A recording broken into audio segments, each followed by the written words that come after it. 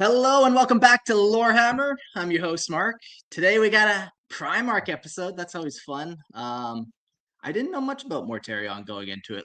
I know the basics or whatever, but going into it, I didn't learn much more. There's not a lot to him, honestly, especially his origins in Great Crusade. But the things that there are to him are pretty cool and exciting. So we'll do a quick health and wellness check. Who's with us today? We got Fishy. How's your health doing going into this episode? My health was better at the start of the day. I managed to stab myself whilst cooking, so I'm rocking a little improvised bandage. No. That's But more otherwise, of a I'm all good. corn accident, though, than a normal accident. I might get gangrene as yet. So okay, that's fair. Well, we'll see how we'll monitor that wound as the episode progresses into nastiness. We also got TEO. How's your health and wellness? I'm good. I'm good. Okay. I'm all healthy. No flesh I'm wounds. Clean bill of health. Yeah. I like that. That's good. Me too. I'm feeling healthy and well. So we'll try to keep it that way. I did try to get sick. I went outside in the rain yesterday, tried to get all runny nose, but no, too healthy, couldn't do it. So no, but there's always the end of the episode, right? We'll see how we last, right? We'll see how we last. Well, we got the Lord of Decay, Mortarion, the Primarch of the Death Guard, the favorite servant of Nurgle. Yeah, we're gonna do a whole fucking series here. Before we get into it, let's just do some housekeeping. Discord, come join the Discord. Absolutely, it's a great time. I sent one of the guys on the Discord a picture of my nipple this week.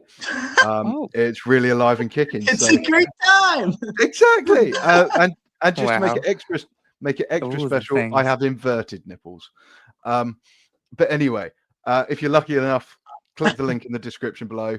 Come and join the Discord and have a great time. Yeah, I sent it. I gotta go look in the Discord now. I sent it in DMs. I didn't scar everyone. But that deserves a public post. Yeah. But you can, other than body parts, you can also put up photos of your models, talk lore, talk what books you read in, 40k video games, even just general artwork. It's a great community. Come and join in. Yeah, a lot of fun. I'm still kind of caught up on this nipple thing. You know, people, different guests and different gimmicks, and yikes. I want to come back to it maybe later. Maybe by the end of the episode, we can get you to pop that shirt off. I mean, it might have dropped off by the end of the episode. Yeah, you could just show it to us like that. We've got a teeth collection and we've got a nipple collection. Oh, yes. Excellent. We can make a whole homunculus by the end of Lorehammer. Perfect. Awesome. Cool. Well, we also got a Patreon. Come join a Patreon. I had a Ponzi scheme going. I tried to donate $1 million to myself, see what would happen. Sure shit, it did not work. So come join the Patreon. A couple bucks can get you ad-free versions, and $5 will get you live streams. You can come hang out with us as we do this. So it's always fun. This episode, like I said, there's not that much on Mortarion, so we definitely can get a call in at the end of the episode if you want to call in and talk Mortarion. It doesn't even have to be about what we talked in on this episode. We could jump ahead if you want to talk about maybe a little bit what he did in the horse heresy or whatever. We definitely got time. So yeah, come join the show. Let's get into this episode. Yeah, we're going to talk about the Primarch project. Just a quick refresher. I feel like it's been a minute since we've done this Primarch train. And then we'll go to his homeworld of Barbarus. Just a little peek of what's beneath the toxic clouds there. And then his origins, how Mortarion came to land there, and his rise on the planet, both as a leader and up the mountain, I suppose. And then we'll get into the Great Crusade, what him and his boys got up to. Yeah, it's interesting. There's this one quote where it's like, I think it's the Can who says it. And he's like, besides myself, I think Mortarion is the most underrated or underappreciated or unknown Primarch. There's this quote like that. I thought it was very interesting because even in the Great Crusade, it's he had maybe a couple battles. He did a lot. He conquered a lot of worlds, but you just don't hear about it. They're not out there for glory. They're not out there for their own oorah. They're just doing it. So yeah, we'll get into what they do. They go back to Barbarus a little bit. The Council of Nicaea, we'll talk about that. He's a big proponent of that, one side versus the other. And yeah, we'll talk about what he's like as a person, as a friend, as a father of many little gene children, and his appearance, and his wargear. So it's gonna be a fun little episode. Oh, and some relationship with other Primarchs. You know, you don't think he had a lot, but when you get into it, he had a couple very. You're either in like the indifferent category, or you're in like the I don't like you very much kind of like, or they're like, okay, I respect you, but you're not my friend, but I'll respect you. So he's kind of got these three things: indifference, respect, hatred. You don't get a lot about Morty, but he's actually one of the traitor Primarchs I actually like the most. What speaks to you about him, or what do you kind of latch on? I don't know. I'm almost like I see a little bit of myself in him. He's a miserable, You're a handsome grumpy boy, though. You're not like a nurgly fellow. No, but he's also equally a miserable, grumpy bastard. Okay. But it's also like somewhat misunderstood. It's like he's miserable, he's grumpy, he's got a stick up him, but he's kind of like he's got principles. He's not a bad guy. Principles. He's not a bad guy, right? He's just. Yeah, it's funny that you thought say you were that. Go down. Oh, sorry. No, you go for it. I thought you were going to go down the STD route, some other kind of. No, luckily for me, no. And it is another fallback of being a handsome young fellow with a great bushy beard. I'm the other route, I'm afraid. Yeah, hence why I'm on this podcast potentially. Yeah. No, we're not with women, for sure. I don't know how I've managed to sneak one away to an island. Some people have accused me of kidnapping, but that's not for this episode. That's for some type of murder mystery pod. That's heresy. You've not been found guilty yet. Not yet. No, never will be. Not for the tax evasion or anything else. All right, Mortarion. Yeah, let's get into him. Mortarion, the Pale King, the Death Lord, is one of the 20 Primarchs forged by the Emperor. Raised amidst the poisoned shrouds of Barbarus, he was granted command of the Death Guard upon the Emperor's arrival. Grim, stoic, and relentless, Mortarion became a figure of inevitable ruin, leading the Legion through the Great Crusade with implacable will and cold disdain for weakness. Do we want to spoil what happens to him? I think it's pretty obvious what happens to this guy. Yeah, I've been thinking about this, right? It's like we all know what happens. Yeah. We all know. And I think it might be easier to kind of say what happened. Leading to him, and again, obviously we'll talk about it in another episode, but the tragic downfall of Mortarion and this, that, the other. It's not a surprise.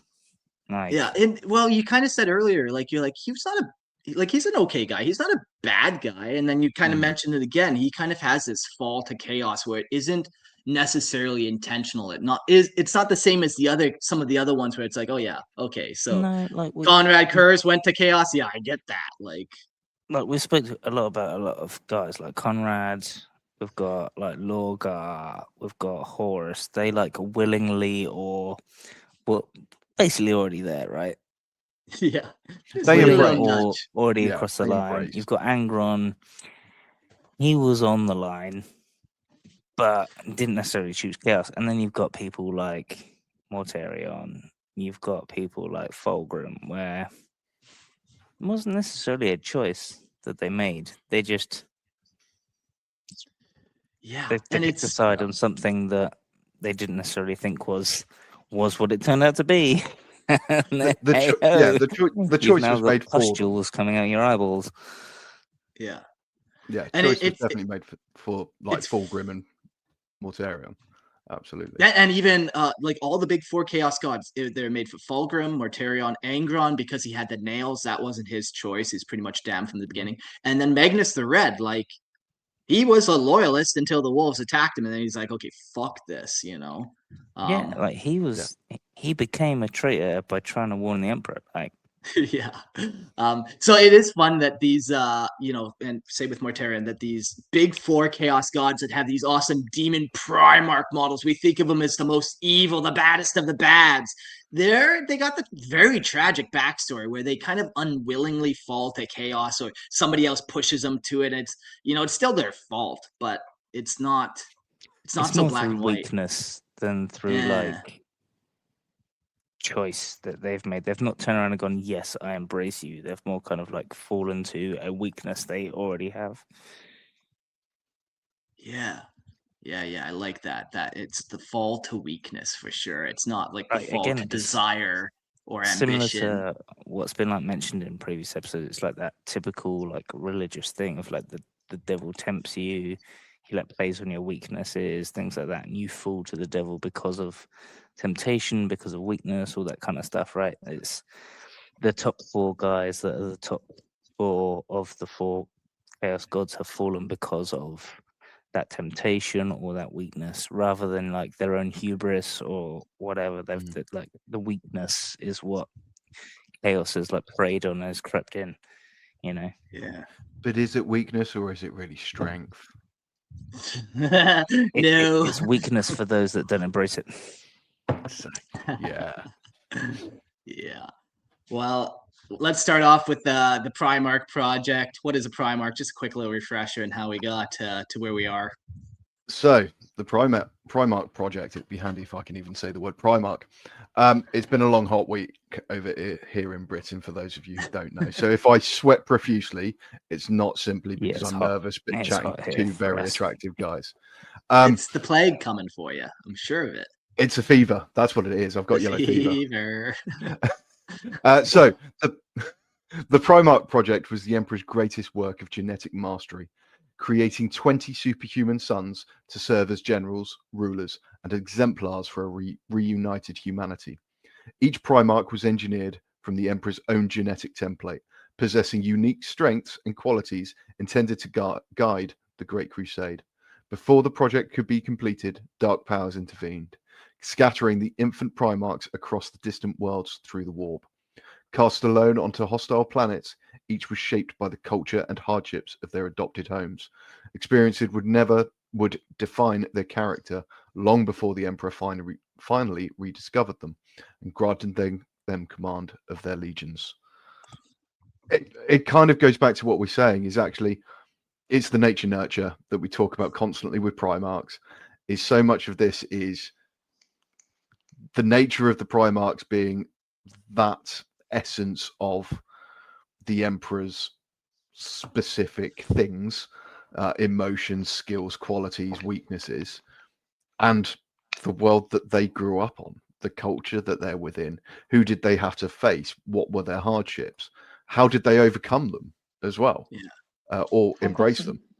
I've got some queries around that, right? We'll come onto it when we go into like the next the next bit. Hey, sorry to interrupt. Your mic got a little scratchy or something. Sorry to interrupt. That's fine. I've changed headsets. Bear with. Better? No. Yeah, maybe just make sure that new headset is actually connected up there. Yep, better. We good? No. No. All right, I'll just switch back. It's fine. Okay. I can hear you better, but you can hear me worse. And then the hand on the screen. Now that's podcasting. I love it. Quick, he's got his nipples out. He's got his the inverted nipples. Oh man, what does that even mean? Do I have to pull up a picture of it here? Okay, one second. I mean, that's a hell of a show. Let's pull up a picture of it. Just means rather than pointing out, my nipples point in. That's all it is. It's just a picture of Mortarion. Hey, God damn it. That damn predictive text. I could hear you better from the other headset, but the clearly the audible was much worse. No, I think the audience will like this much more, I think. Yeah, that's cool. Yeah, that whole nature nurture thing, I was thinking about, like, you can't really decide which one is which, and then just adding another layer. I was thinking about the chaos gods, like choosing which planets they fall on. Like Mortarion very clearly fell on like a plague planet, as we get into it with Barbarus, but the gods are timeless. Once they were born, they kind of extend across all the warp. And then the chaos gods were also the ones that snatched the Primarchs from the Emperor and flung them into the warp. So maybe there was some of that, like, definitely predictive spotting, and maybe they couldn't do it to all the Primarchs, but like they're like, yeah, we can definitely get these 4 in very specific locations. We can get these 5 in close enough locations, and the rest are like, you're on your own. My issue's more anatomical, to be honest. Like, the Primarchs are supposed to be like obviously like superhuman. Like Astartes, pretty good at like cycling out toxins in the air and stuff like that. Primarchs are obviously going to be a step above that. I get him being like raised and like spending like 20 odd years or like a death world, like a plague world, is gonna take its toll. But then coming away from that environment with his like super healing ability of a Primarch, you'd think like he'd eventually come out the fact of being like a wheezing asthmatic so and so. I think he was touched in the pod, so like I don't know if they specifically state if his pod was cracked or anything. I know like some of the other Primarchs had cracked pods or like very clear mutations, like Sanguinius in his wings. Like Mortarion seems like he came out of the pod already touched, already had the pale skin, the sunken kind of flesh. Because I think he landed, as we'll get into it, in the middle of a battle. We'll get into it, and like right away, like he's noticed that he's different. Yeah, because I was like, it always thinks of me like of these superhuman guys, right? Where they're like super strong, super amazing, super good at everything, super good at healing and all this stuff. But he's that, but with asthma. He's got one hell of a dry cough. Yeah, he's got a terribly dry throat. His lungs just aren't there. Just considering how big the Primarchs are, how big is his inhaler? Yeah, it's like a whole like fire extinguisher size.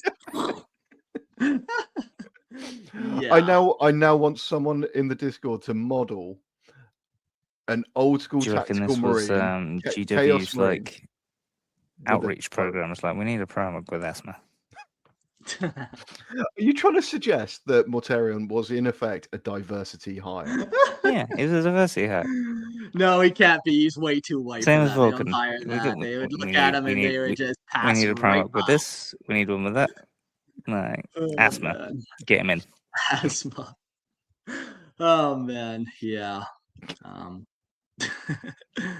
Warp touched Morty. So his planet Barbarus. He lands there. He gets flung through the warp, and he happens to land on this one. Yeah, so it's not a nice place. Barbarus was a world of poison and shadow. The kind of place we all want to grow up. Shrouded beneath a perpetual fog and a sky dimmed by a dying sun.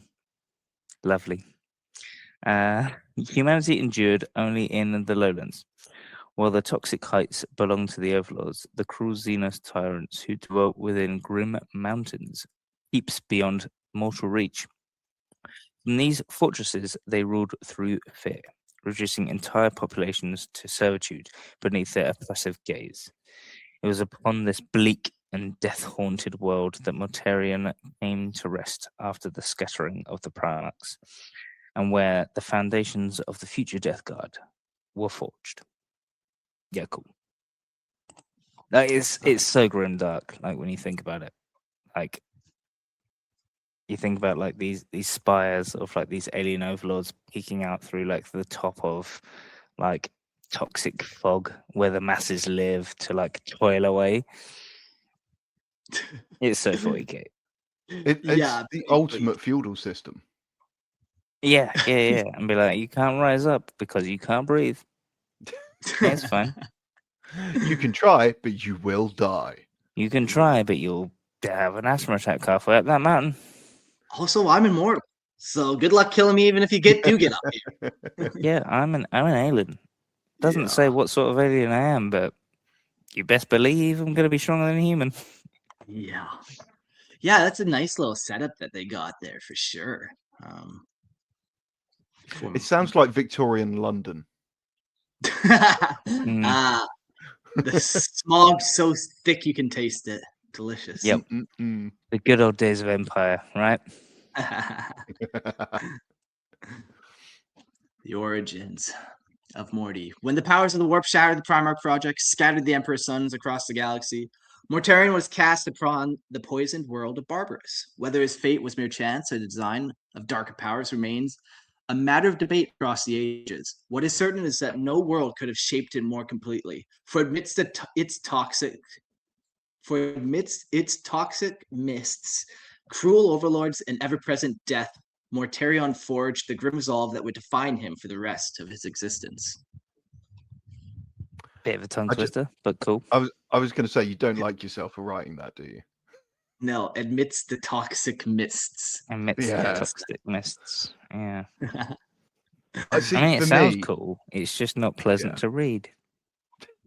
I mean, for me, like on the Origins of Morty, this is very much the guiding hand of Chaos Gods. It feels like Nurgle's put him there. Yeah, very much feels that way. You can see a similar thing with like Angron being like, I'm gonna pluck you in an arena where you literally only know violence and death.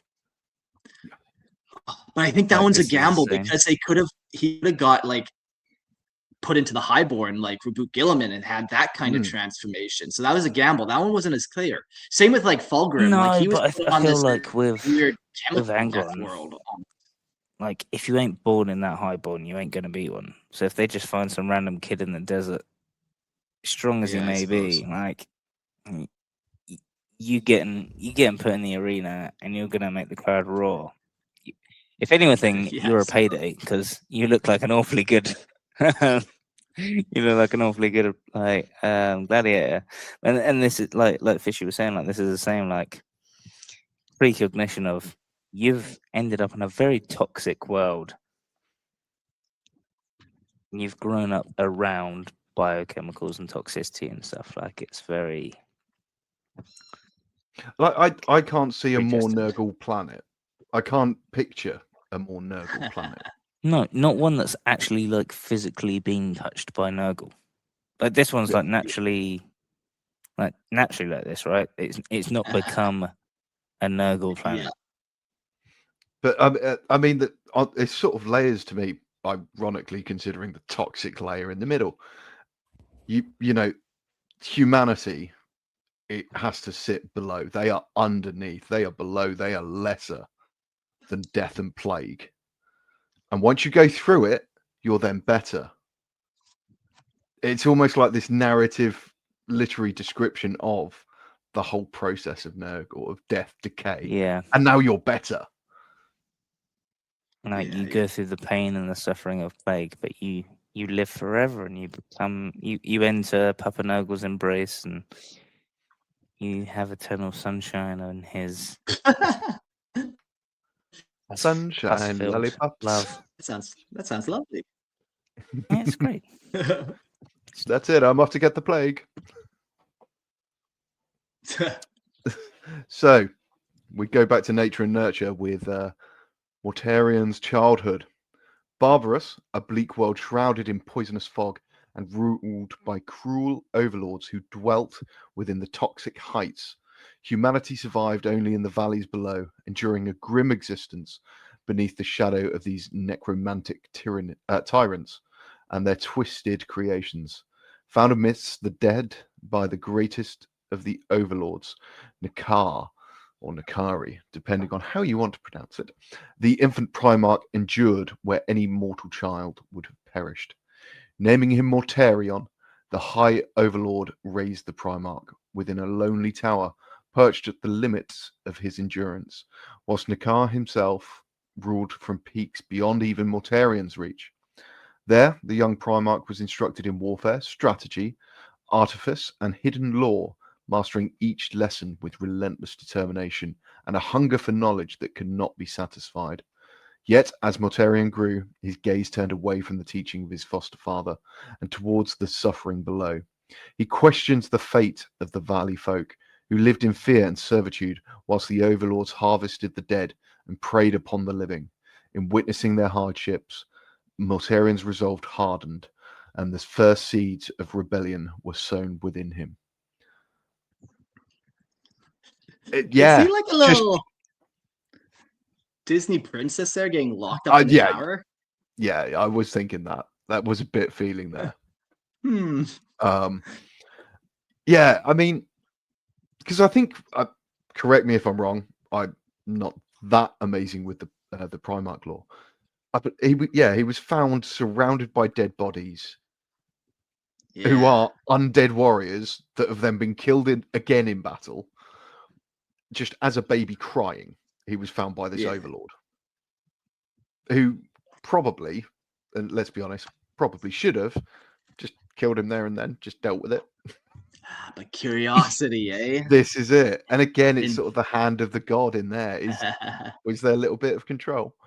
You get like a lot of like superstition with like the different branches of humanity, though, right? During like the Age of Strife, like there's a lot of superstition and religion and stuff that kind of branches out through all these things. So, although it's never explicitly said, this could be like an omen of the people of Barbarus, or like a prophecy of the people of Barbarus, like the child born surrounded by like 6 men or 8 men or whatever, you know, is like he will bring such and such.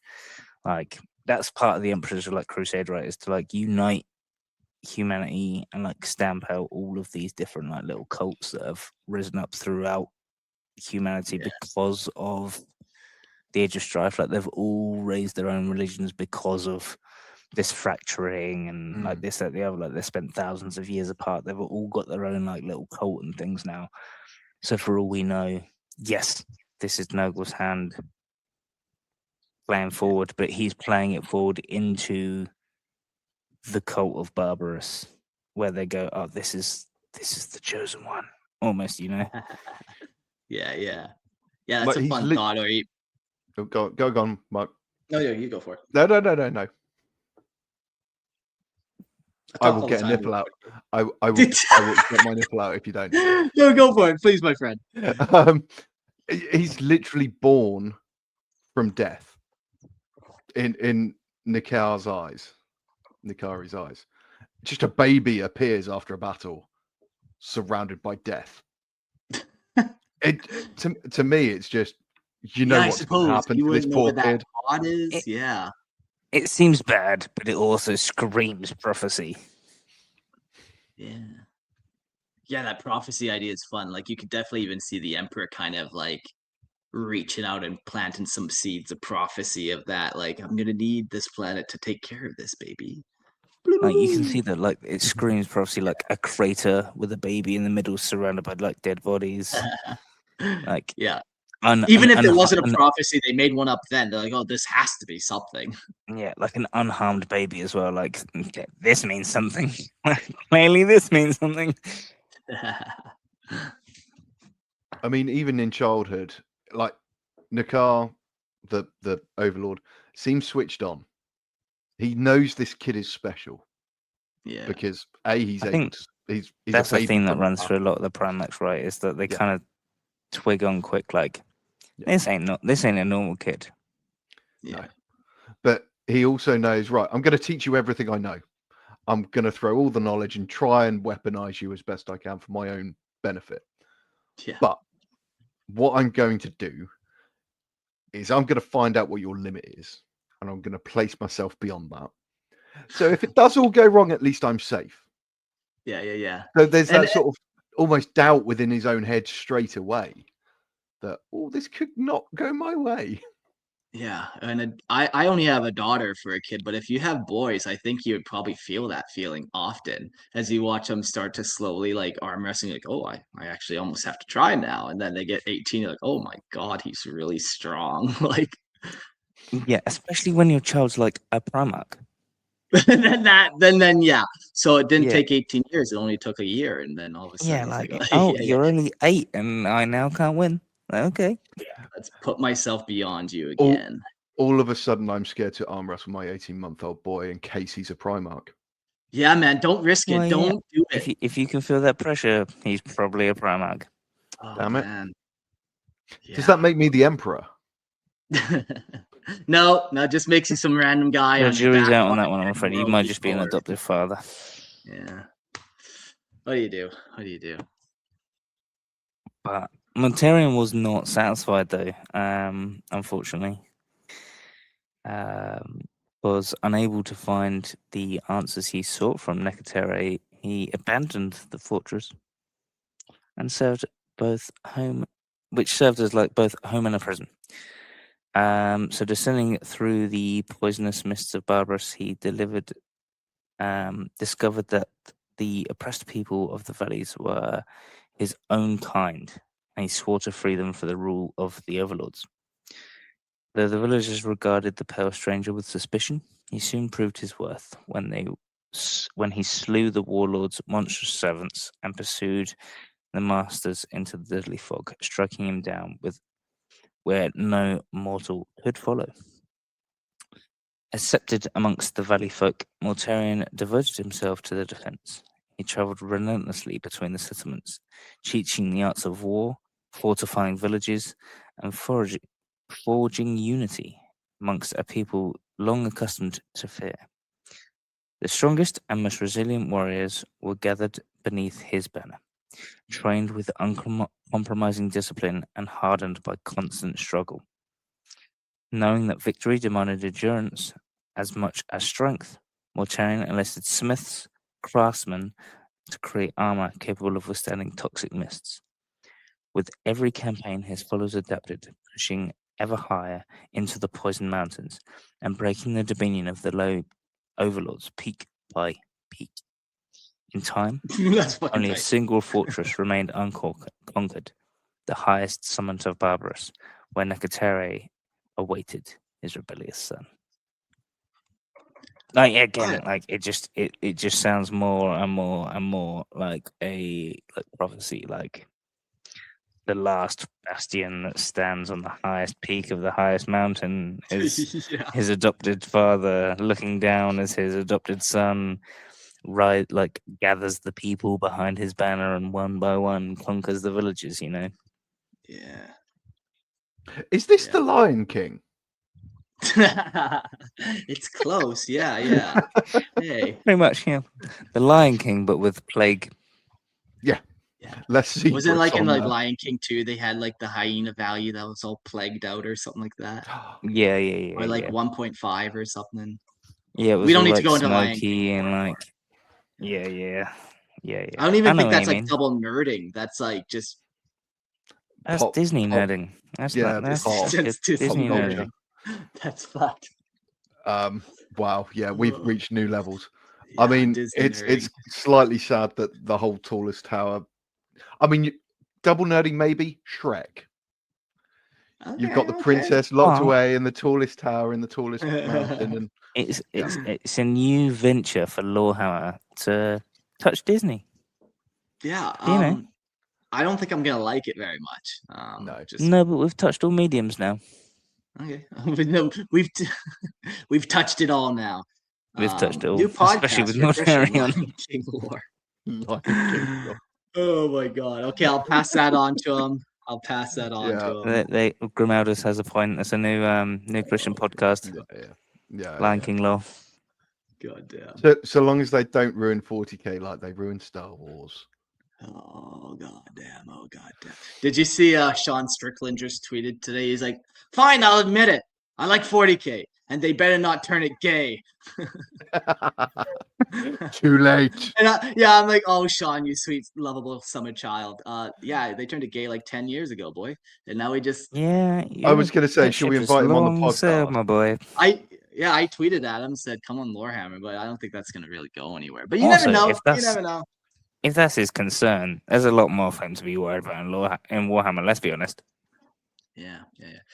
He probably has that one already, yeah. But hey, maybe everyone that's listening needs to just message Sean Strickland and then on Twitter, and then we'll just say go on Lorehammer. You know, we can't get Henry Cavill, but maybe we can get some wrestler. Now we've got a British team. We might burn his tiny little brain by realizing like what happens in the Warhammer 40k universe. Yeah. If he's worried about homosexuality, he's got another thing coming. Yes, wait till he finds out about Slaanesh. But no, we'll talk about the coming of the Emperor. Though he had risen against the Overlords of Barbarus, Mortarion hesitated to strike at Nirikar. How'd you guys say that guy's name? I've said Nekatari. I put Nakar. I think I like that better than Nikatari. Nikatar, the tyrant who had raised him at the Council of callous Typhon, he abandoned the assault, accepting that neither he nor his warriors were yet prepared to challenge the High Overlord upon his final peak. Returning to the valleys, he found his people captivated by the arrival of a mysterious stranger who promised deliverance from the suffering of Barbarus. Mortarion confronted the newcomer, insisting that his people required no savior beyond himself.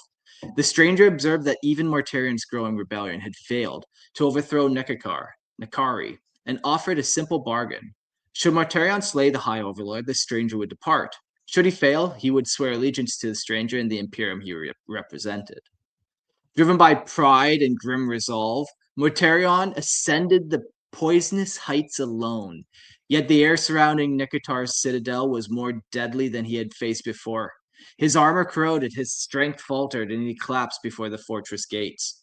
As consciousness abandoned him, he saw Nikatar descend from the stronghold to deliver the final blow. In that moment, another presence pushed back against his mind, a distant voice promising understanding, endurance, and mastery over death itself. I don't think that was the Emperor. No, that doesn't sound good, does it? No. Before Nekari could strike, the stranger intervened. With a single blow, he slew the Overlord, ending the reign of Barbarus, greatest tyrant. When Mortarion awoke, he honored the oath he had given and pledged himself to the stranger, who revealed himself as the Emperor of mankind, his true father. The Emperor granted Mortarion command over the 14th Legion, the Dusk Raiders, who soon adopted the names and traditions of the Death Guard. Yet the victory brought no satisfaction. Nekari had fallen by another's hand, and vengeance, Mortarion believed was his by right, had been denied. The bitterness of that moment endured, settling deep within him, a slight grievance that would never truly fade. He's got that bitterness coming up already. A couple times now. Bitterness. That's one of the cool things I think about Morty is like he's got that.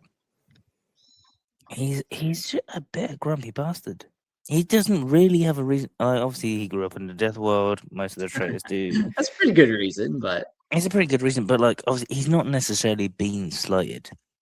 Like, obviously, we've seen with Perturabo where like he's sidelined and he's treated a little bit like a second-class citizen compared to like other Primarchs. Morty's not really. He's just grumpy. He's just a miserable bastard. Like, it's not like he knows about what the outside world is like. He doesn't know that there's a better thing. This is just the standard quo. So he doesn't have something. It's not like somebody killed his father or did something like that to him. Yeah, and it's not like I said, Perturabo, where he's like got an equivalent with like Dawn, where they're basically doing like the same thing, but one's getting the worst jobs than the other. Yeah. Like Morty's just like, nah, I'm just grumpy as fuck. Who cares? I mean, but to me, it's also interesting is that he's also this has been mentioned on like previous episodes and stuff before as well. As like even from like his like childhood, he's hearing like the whispers.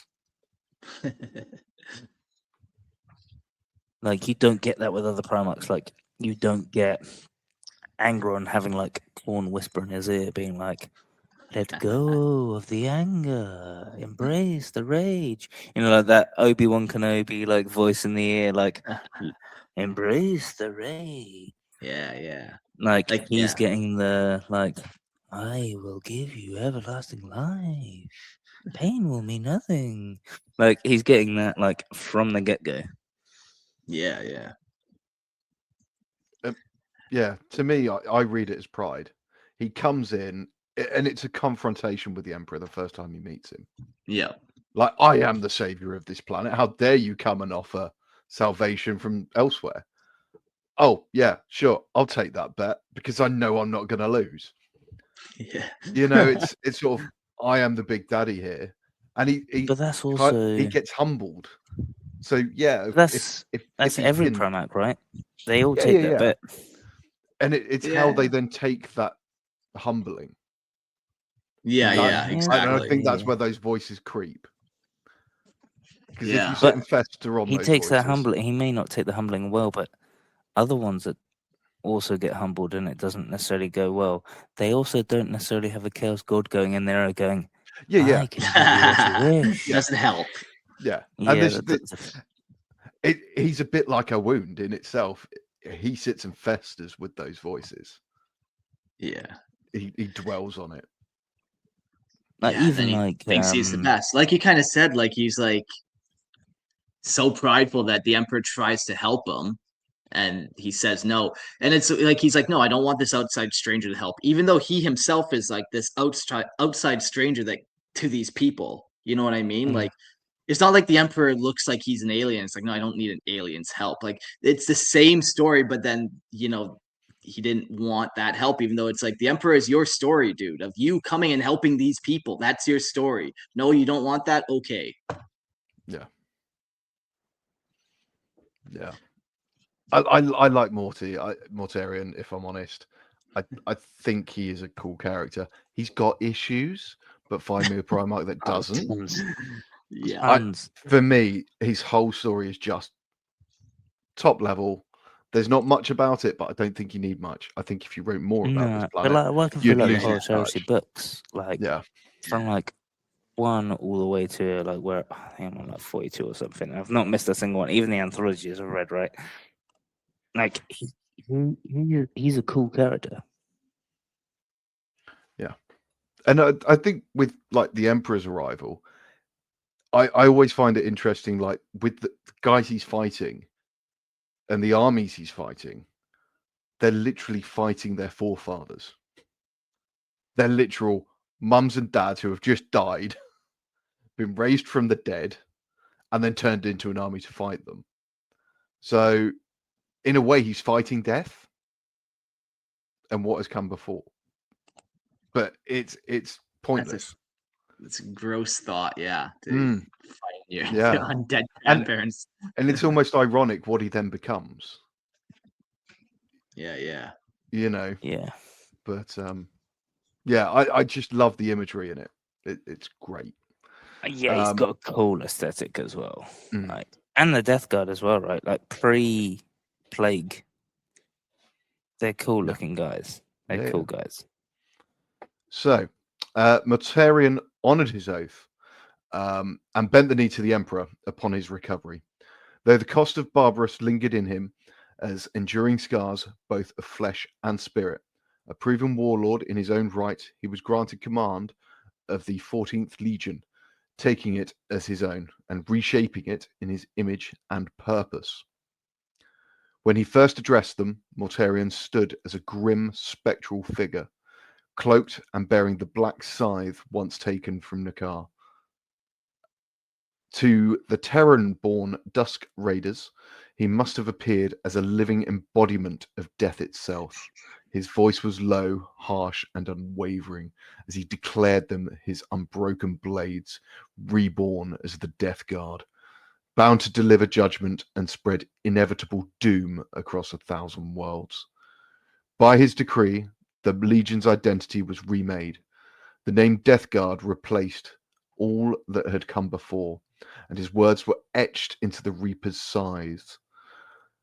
The Legion's battle barge marking the moment of transformation. From that point onward, the Dusk Raiders ceased to exist in name or record, becoming instead a force defined by Mortarion's grim doctrine. In time, the Legion's composition shifted.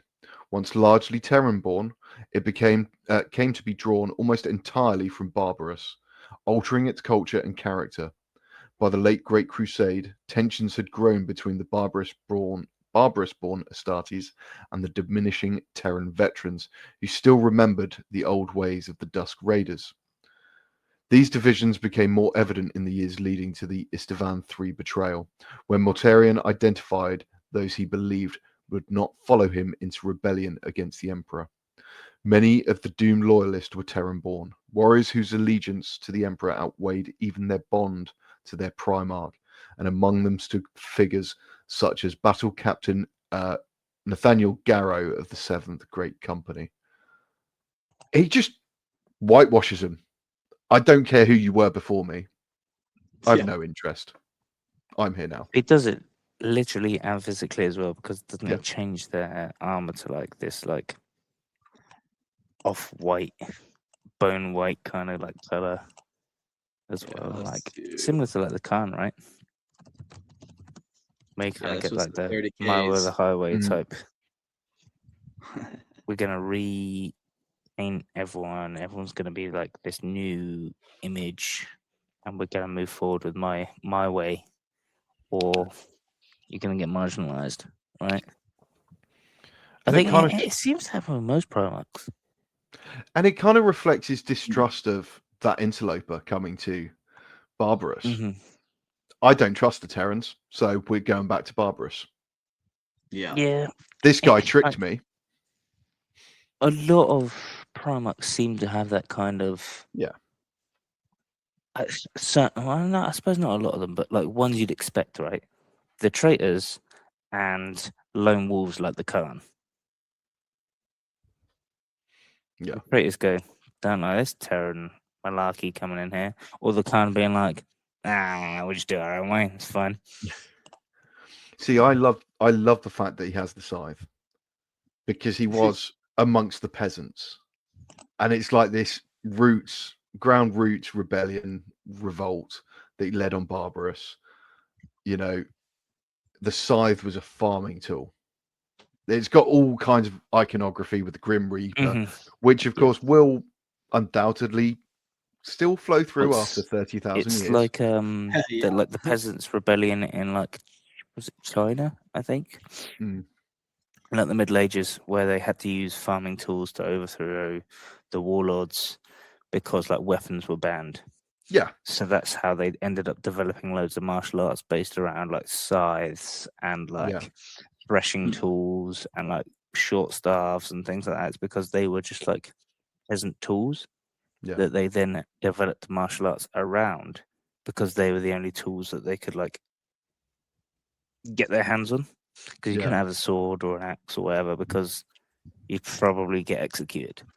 Yeah. So like small hand scythes and like chains with like balls on the end that were like for like threshing wheat and like short staffs and things like that. That became like the weapon, and they developed martial arts and like karate and things like that developed around using those specific kinds of weapons because that's what the peasants could get their hands on. So it's similar with like the Death Guard, where they're like overthrowing the warlords. But wasn't the scythe the Nikiria guys?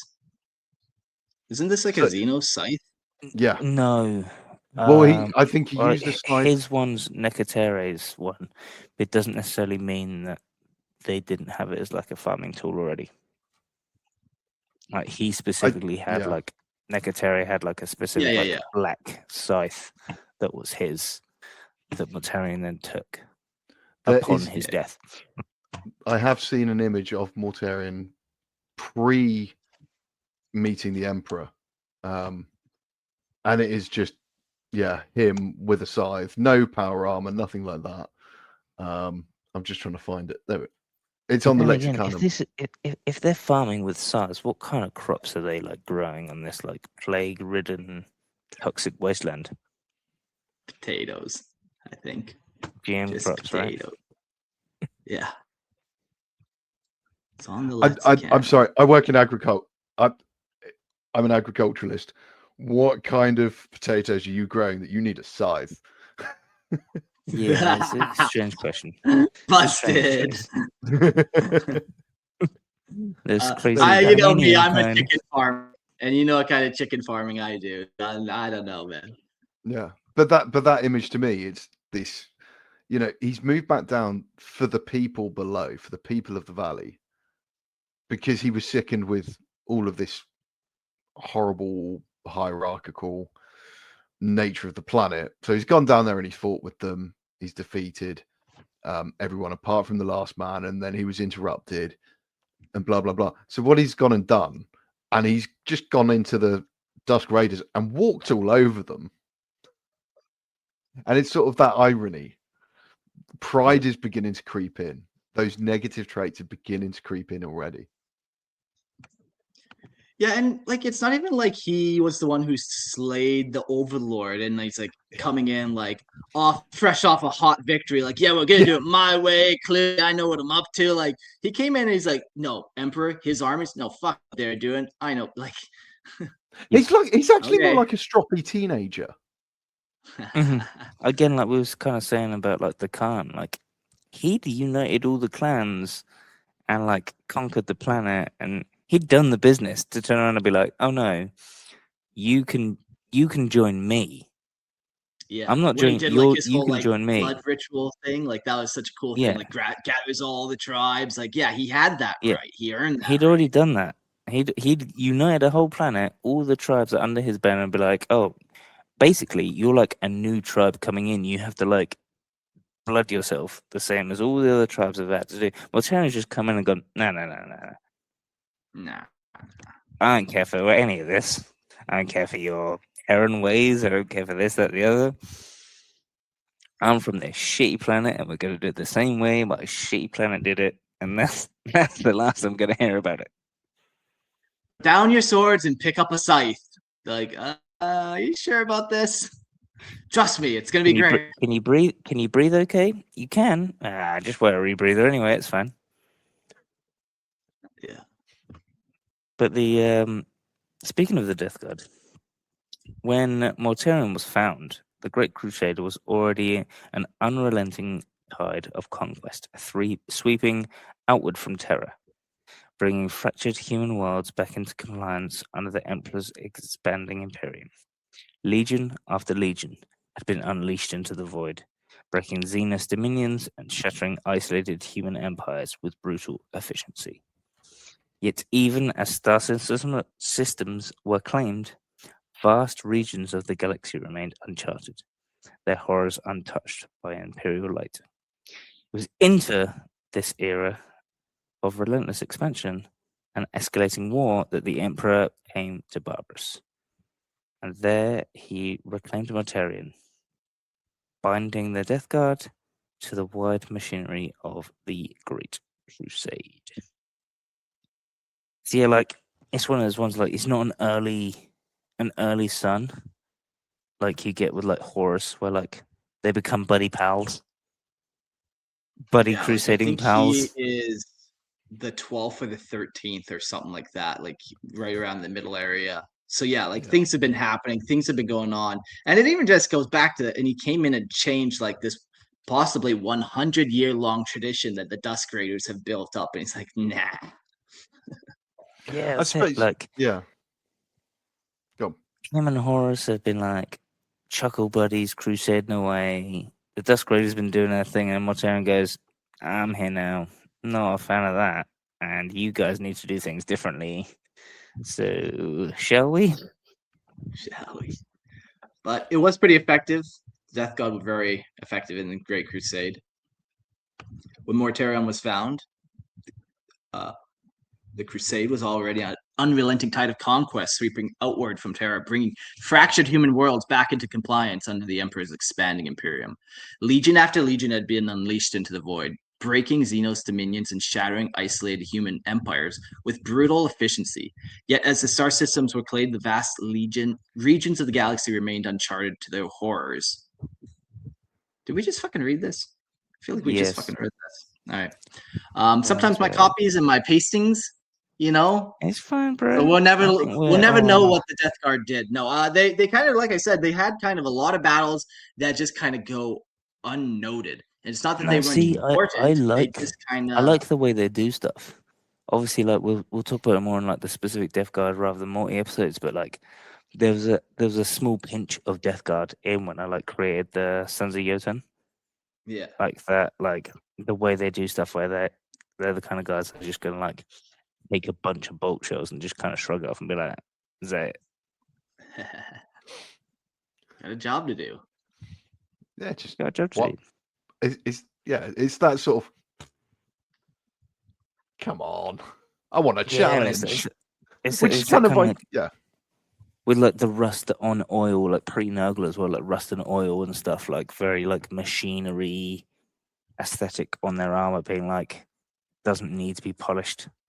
Like it's not parade armor. I'm here to like fight a war. Very Doesn't need to look nice. It needs to just do a job. Thanks. I'm just gonna go grind my way through a bunch of Xenos. And just going back a step, with being like 13th Primarch found, he's going to have seen what Russ has done with his Legion, what Manus has done with his, what all the other Primarchs have done. So he might even be trying to hit the ground running. Yeah, maybe. Yeah, trying to put a positive spin here. The PR team's working hard for him. He also might feel like he's got something to prove, right? Like he failed to overthrow his overlord and kind of like had to get rescued. Yeah. And I suppose I didn't need rescuing, Dad. I think though, like only him and Angron were the only two that didn't actually conquer their planet. I think everyone else did. I know so far everyone else did, and even just like I'm thinking into the future Primarchs, pretty sure they all did too.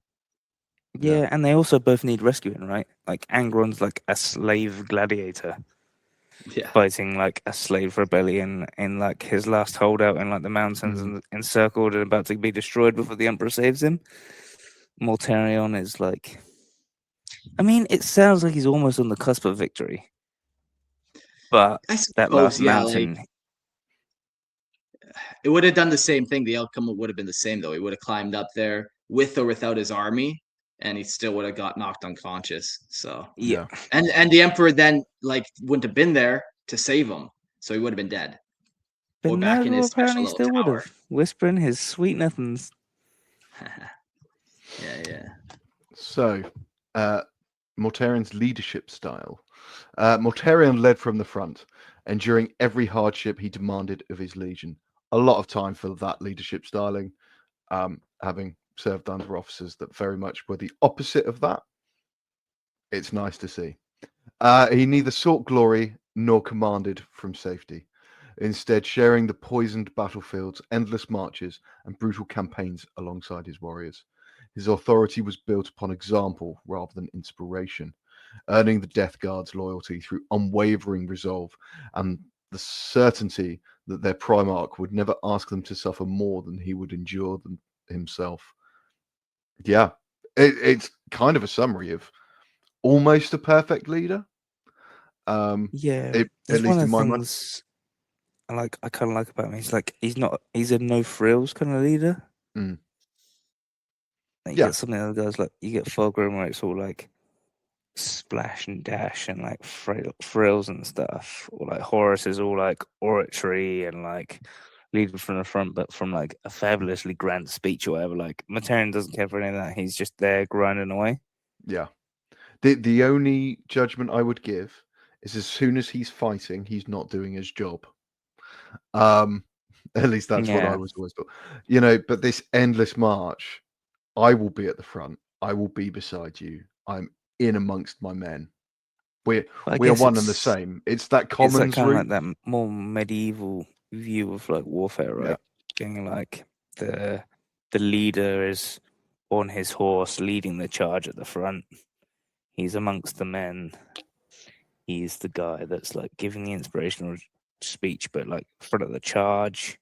He's not like in future. Well, the next kind of like iteration of warfare. Like he's not wearing like a powdered wig, directing musketeers around. Like he's in the front, making the charge in the shield wall, like sword drawn, right there in the thick of it.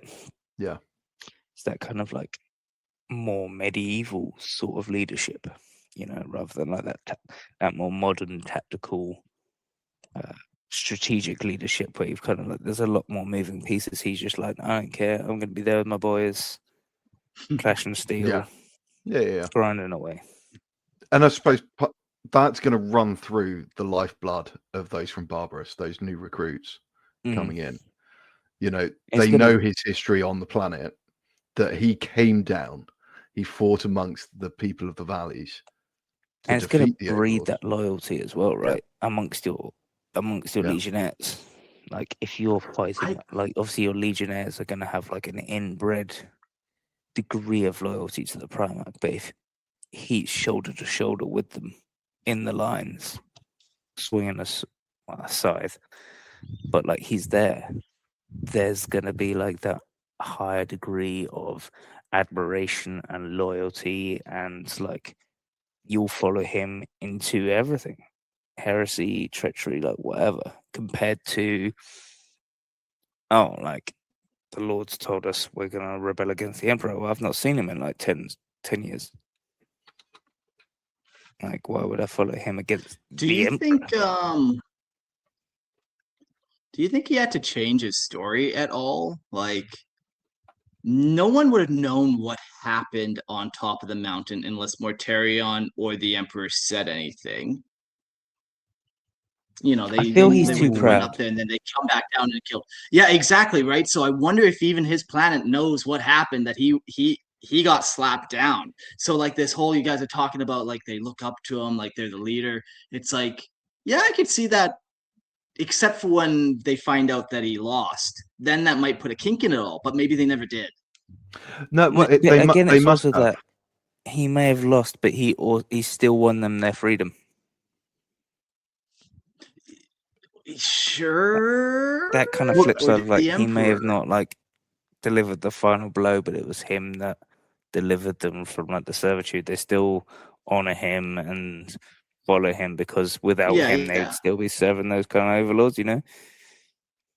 Yeah, and like they still conquered like a bunch of mountains before that last one. Like he still was very important or whatever. But like, man, when it just comes to the final, like the crowning achievement, the crown went to somebody else. Maybe that's kind of why in his head he needs to be in the front line. Maybe he's compensating. Maybe he's like almost repaying the debt, like paying that kind of like, I need to like earn that victory, you know? Or that's like what's eating him inside, where it's like why he's so bitter over time, because he's just like, my people look slightly less than they should of me.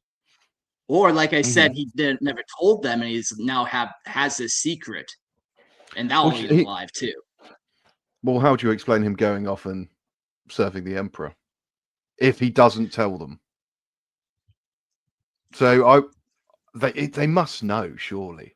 Yeah, I think he's too proud. Maybe like it's just like we have our planet, we go crusading now. Like, I don't know, I feel like I feel like he's too proud, and it's too convoluted and difficult to like cover it up. And then it leads to him being bitter and needing to compensate, and that's a bit of a slippery slope to be on, especially for a grumpy bastard, right? Yeah. But in the decades following their renaming, the 14th Legion fought without pause in service to the Great Crusade. Under Mortarion's unyielding command, the Death Guard became a force of attrition and inevitability, advancing from war to war with no desire for respite or conquest beyond the next annihilation. They did not hold worlds or build upon them. They erased resistance, leaving only silence in their wake. Like a creeping blight, their progress was slow, deliberate, and impossible to halt. That's kind of what I was alluding to earlier when I was saying, like, I took a pinch of Death Guard when I was kind of like coming up with the idea of the Sons of Jotun. Is that kind of like unrelenting, implacable, like wall of death, where they're not fussed about like building an empire or rebuilding a civilization. Like, there's an enemy in the way that needs to not be in the way, and they don't care. Kind of like between A to B, that's getting done, you know. Yeah, it's not about holding ground or empire building. Yeah, it's just about advancing, cruising through, smashing through, and just laying waste to the enemies of the Imperium. Which, you know, surely there's that kind of grinding on the Xenos is heretical. Yeah, probably a little, but you know, can't stop us all. If it's in the Emperor's name. you're fine. You're fine if it's in the Emperor's name, and you can bless the ground afterwards. Or your Gulliman. Or with your your Gulliman. seed. Or that. Well, that's yeah. fine. Yeah, then you can have your Eldar girlfriend, and no one can say otherwise. Well, of course. If you're the new regent, you make the rules, right? Exactly. It's like getting a new manager coming at work. Yeah, it's like the new king. It's like Henry VIII, right? He turns around and goes, "No, I've got a new religion, and I can do whatever I like." And to bring it back to Mortarion, that's kind of what he's doing with his legion. Yeah. Yeah. To a degree, yeah. I mean, he did reshape the Legion's creed into something harsher, still refining its doctrine into a philosophy of absolute endurance and uncompromising destruction. At its core lay a single conviction. Humanity could only be free through the complete eradication of those who would oppress it. Mercy was irrelevant, restraint was a weakness, and every atrocity was a justified tool in the pursuit of the final liberation. I mean, correct me if I'm wrong, but that screams Third Reich. Who? Like, we're just doing this so that Germany, humanity can be 1930s free. to 40s. We're just doing this for the good of humanity. We'll all be free. Don't worry about how we do it. Just worry about that we do it. And we'll all be better off in the end. War crimes, not if you win. Yeah. I mean, I'm pretty sure the Nazis thought what they were doing was for the benefit of mankind. I'm pretty sure the entire doctrine was certain things and religions and mindsets were a blight on the progression of mankind, and therefore what they were doing was for everyone's benefit. I mean, communism does that. Every ideology does They that. do. But the Nazis leaned on it super heavy. See, I read it very differently. I read it as if he's trying to be a man of the people. Yeah. Much like with the scythes, we're going back to that imagery of the scythe being a farming tool. He went down to the people of the valley. He served among them. Even though initially they sort of slightly shunned him, they didn't trust him, but he endeared them to him, which kind of speaks to Papa Nurgle. I'm actually your friend. Embrace death. I'd agree with that. Look ugly. I'd agree with that if it didn't talk about things like uncompromising destruction and complete eradication. Find me an Astartes force that isn't all about. Yeah, those are just words on paper. Salamanders. I mean, they burn everything. There's no more. They do, but they're still there for the Imperial people. Whereas these guys seem to be like, oh, you don't want to believe in the Imperial Creed? Well, I'm afraid you're going to get the scythe. So those people don't matter. They don't believe in the Emperor, so... Yeah, they're barely even people at that point. Well, that's true. And let's be honest, people within the Imperium are barely even people. Yeah. They're numbers. They have their number, and that's what they're worth. But in warfare, the Death Guard excelled at drawing out and breaking the enemy. Their resilience allowing allied forces such as the Lunar Wolves to deliver decisive blows. This grim synergy brought them repeated success, and in time, Mortarion found a measure of respect in Horus, the War Master who understood how to wield such tradition and such a weapon. Mortarion found himself remained distant and severe, his aspect defined by his scythe and respirator that marked his survival of Barbarus. Amongst his brothers, he stood apart, respected yet feared, only Horus and Conrad Kurz sharing any meaningful rapport. Even then, doubts lingered amongst some that his loyalty rested more on Horus than the Emperor, a suspicion dismissed at the time, but later proven to be truth. I mean, if your best friends, like Horus, fine. Until he turned traitor, all right, he's pretty genial kind of guy. But if your other best mate is Conrad Kurz, Did we not all have that emo friend at school, though? This is Tommy. Yeah, but Tortures if small you're a birds. bit of an outcast and you have an even more weird mate that likes to flay people, Yeah. maybe you should rein it in a bit. So this is the thing when you go on a night out, though, if you're looking to attract women, is you go out with a friend who's less worse looking than you, so you look better. Yeah, I suppose so. Right, he's like, I'm not yeah. such a bad guy because look at this guy. I may be virus bombing people, but yeah, I'm not flaying them. Okay. Yeah. Their skin peeled off either way, but I didn't technically do it with a knife. I didn't do it with a knife. The chemicals did it. If you look at the three of them, to me, Mortarion is in the middle. Yeah. Part of it is kind of pride and pleasure of doing the atrocities. It's almost like the progression. Yeah, Horus is doing it for a reason. It's war. You will have casualties.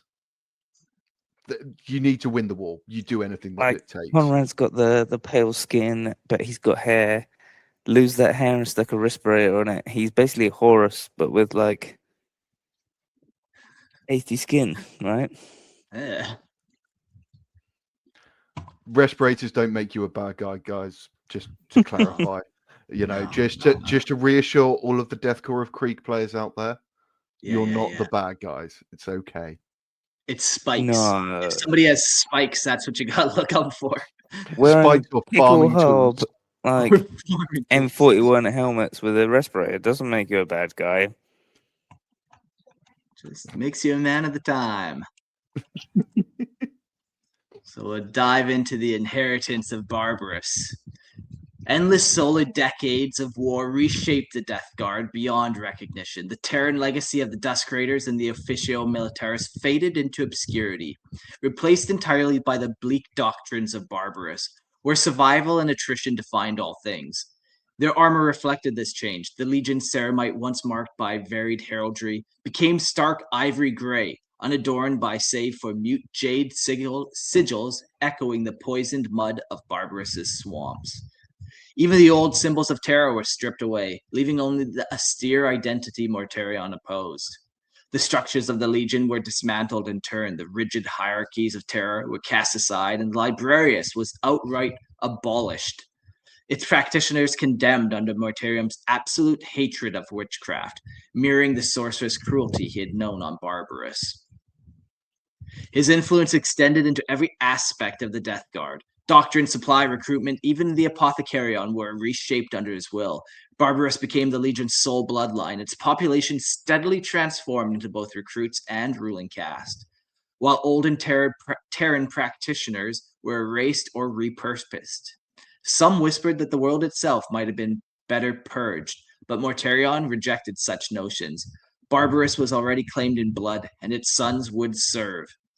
The mortal soldiers who once fought at his side became hardened aristocracy over Barbarus, while the strongest among them, such as Callus Typhon, were elevated into Legiones Astartes.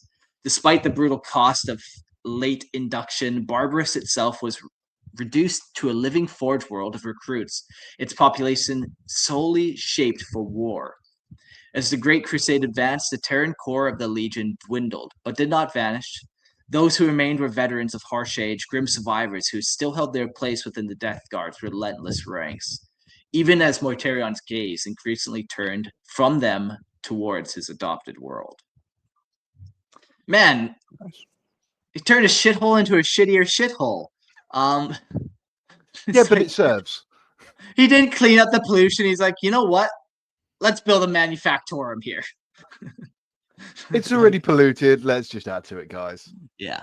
I do wonder, like, what would have happened if he killed the Overlord and didn't have to go crusading? Would the planet still have taken this twist into militarism and, like, production? Or I wonder if he would have killed the Overlord himself, if the world would have become, like, peaceful and calm, maybe green. Almost feels like he's become the new Overlord. Yeah. Right? So, like, where we're talking about, like, his senior guys have become a hardened aristocracy, like, his senior guys have become the new Overlords, with him sitting on top. Yeah, and then you have all these, just like the Overlord using the dead warriors to fight. He's using the people of Barbarus just as much too. Like, Yeah, and the like he's outcomes to save become corpses. the very thing he like fought to overthrow. Almost is that the ones that weren't able to become Astartes have become the Overlords. The others have become Astartes, and the entire purpose of the planet now is to just churn out warriors for the like for someone else's war. Yeah, like I just don't picture this is how the people thought this was gonna go once the Overlord was slain. You know, I don't think it's how he thought it was gonna go. No. Like, to me, he's almost installed himself within the Legion and within the planet as his own mini emperor. Yeah. But look at me. I don't get the vibe like that's what he meant. No, it's. I don't get the vibe like if it was like Fulgrim, you could see him doing it, like putting himself being like, "I'll be the emperor here." Yeah, and, worship like, me. I have my worship golden throne I'm me gonna and sit on. like join the Legion and be like, "I am your overlord," and like we'll crusade together. But like he doesn't give you that vibe. Like it's almost again like he's just kind of he's done it for the right reasons, but it's history's repeated itself. Yeah, and he's ended up in the very position that he wanted to abolish.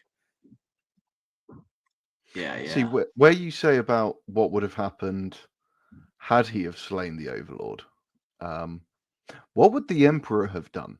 Would he have left him and the planet to continue?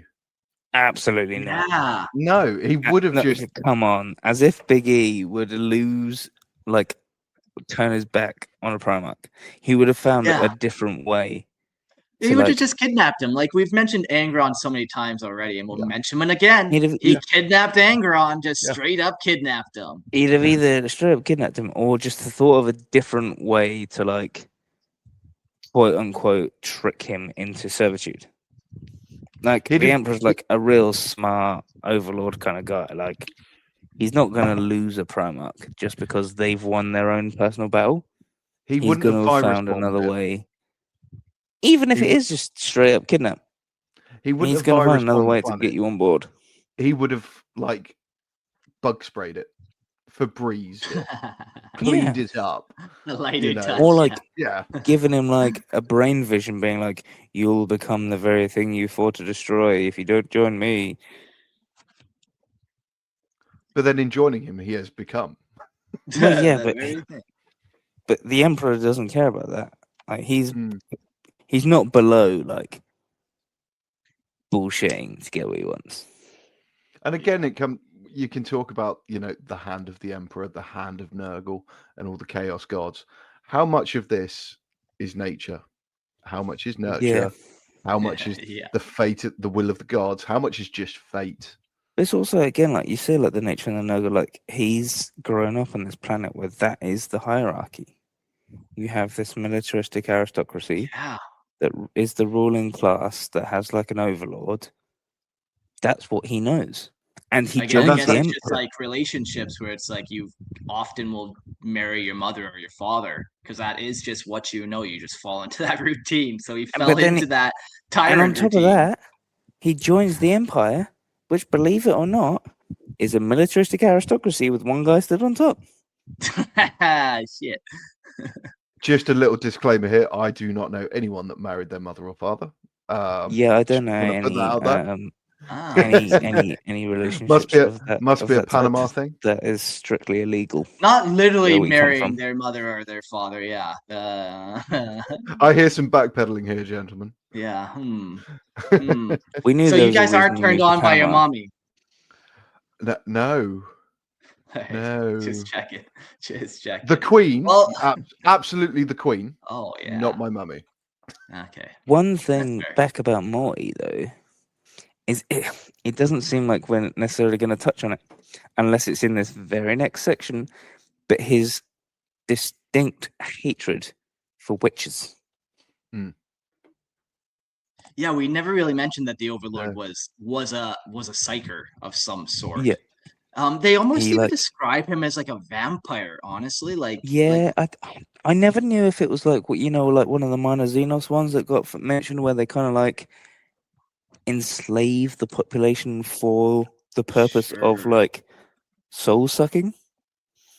Can't remember the Xenos that was, but that there was one where they kind of like concept though, where they were like they gained like the supremacy of the population just so they could like just feed off the life force. They just were sustained from like the servitude of the masses type thing. Yeah.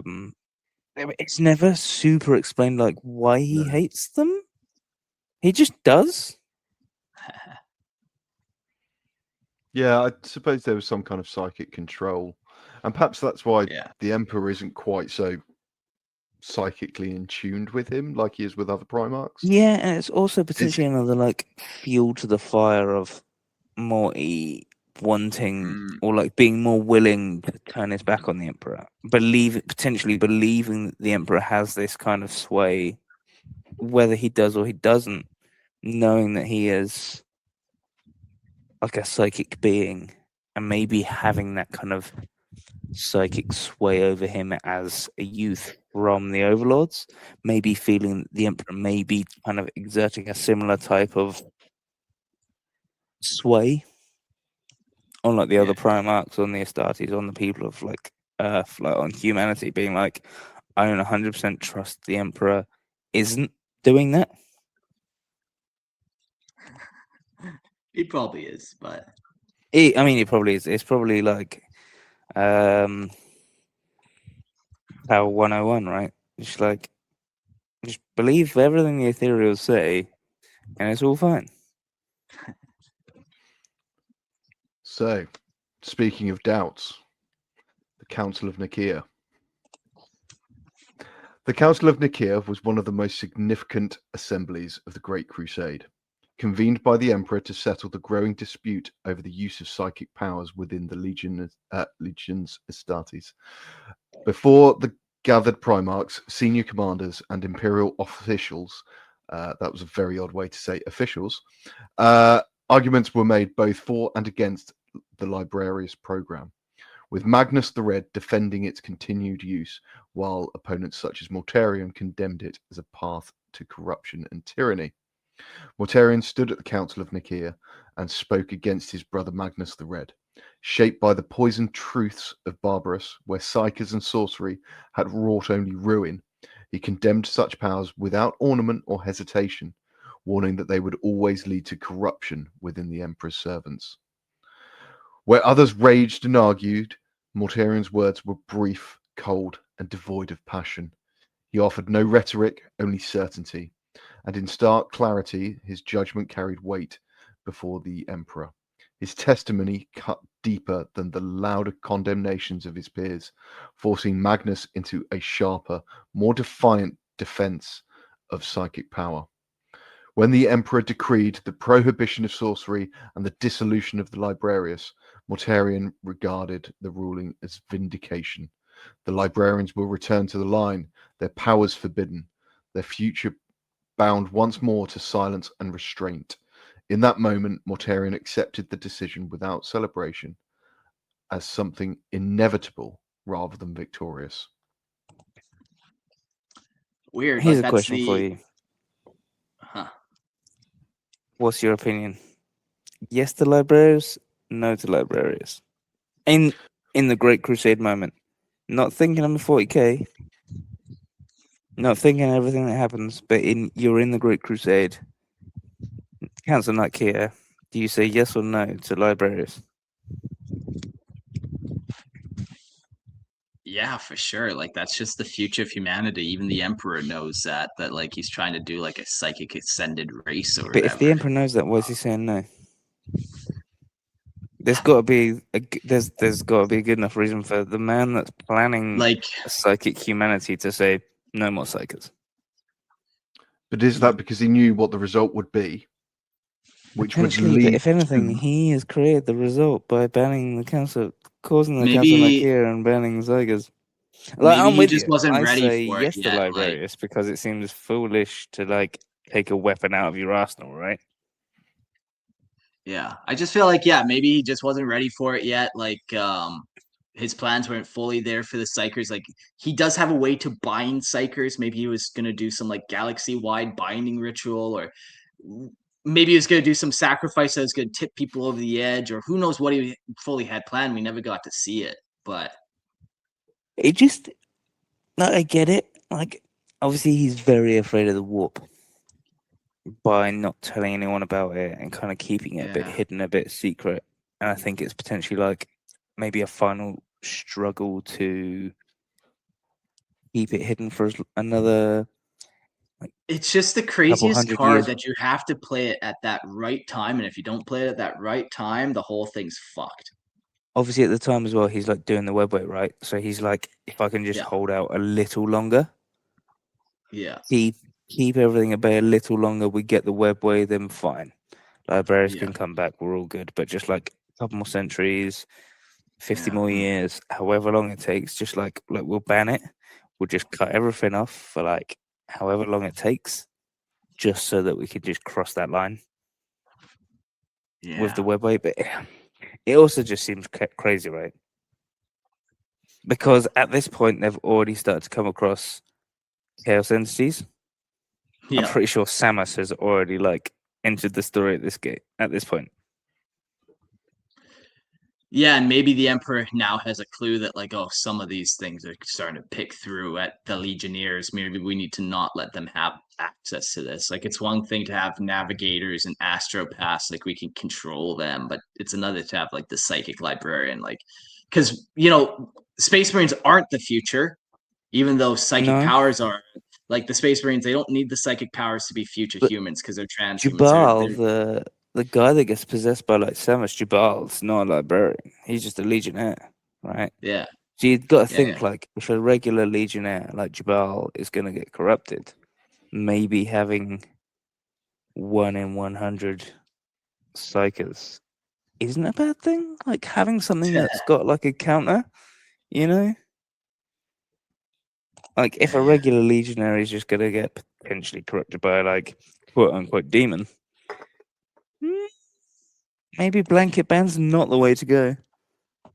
Yeah, but you could always use tech. Like the other thought is like we have all the Grey Knight tech he's working on. Maybe he was gonna arm them in all Grey Knight tech against them. Like we just don't. Were the Grey Knights happening at this point, or was this post?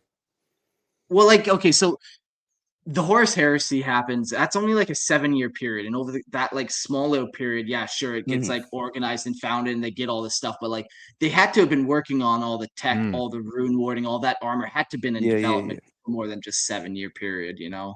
So maybe it wasn't perfectly lined up where he knew about it now, but they had to have been doing testing and stuff, and like kind of had an inkling of how do we actually counter this, maybe through a technological means or.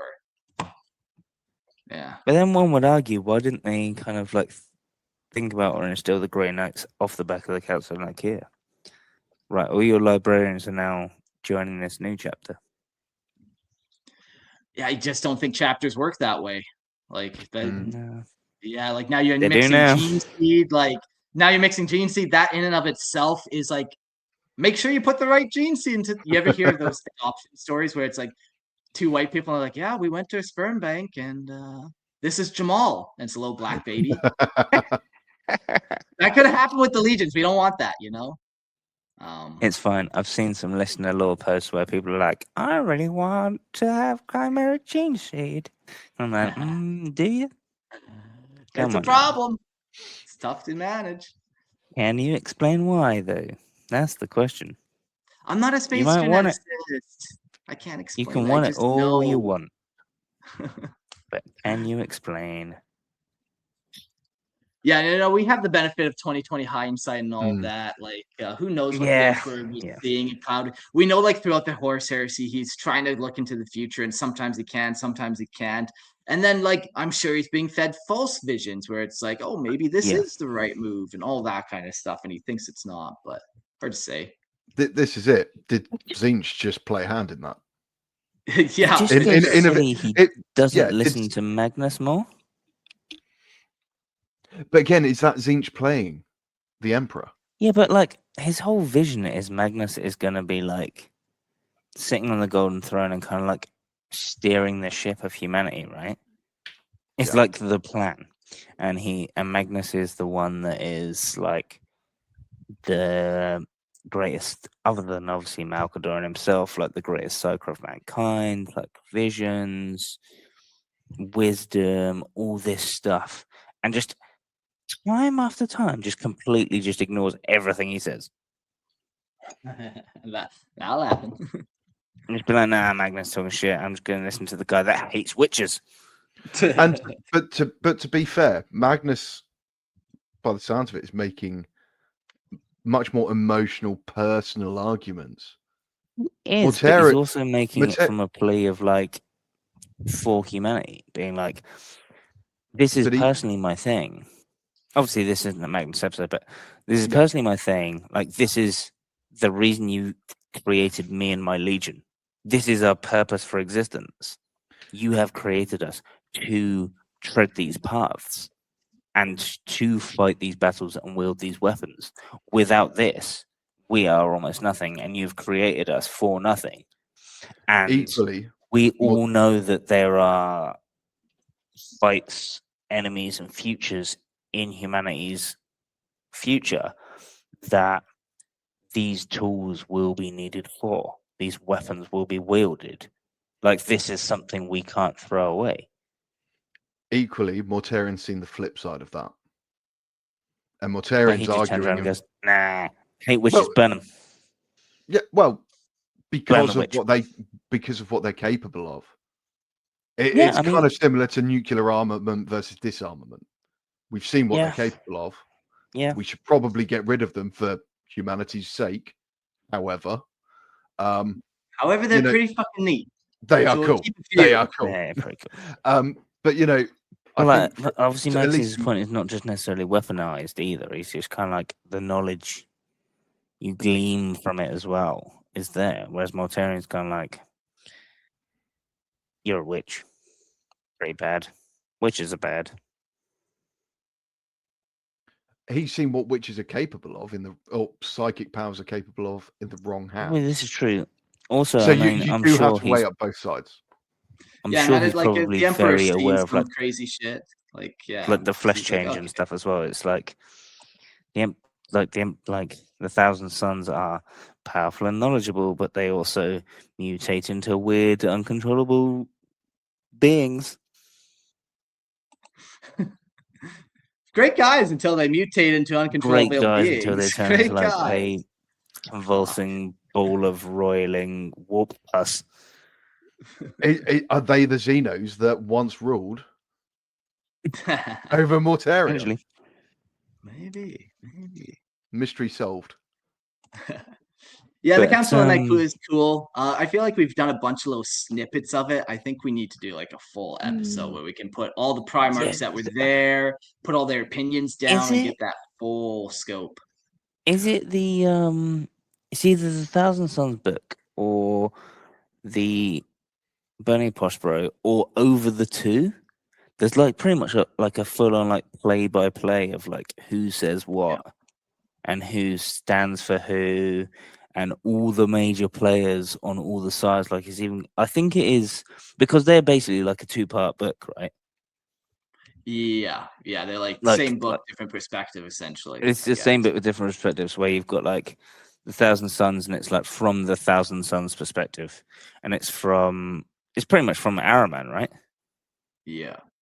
And then you've got the Burning of Prospero, where it's from the mind, the voice of like a remembrancer, but they are attached to the Space Wolves.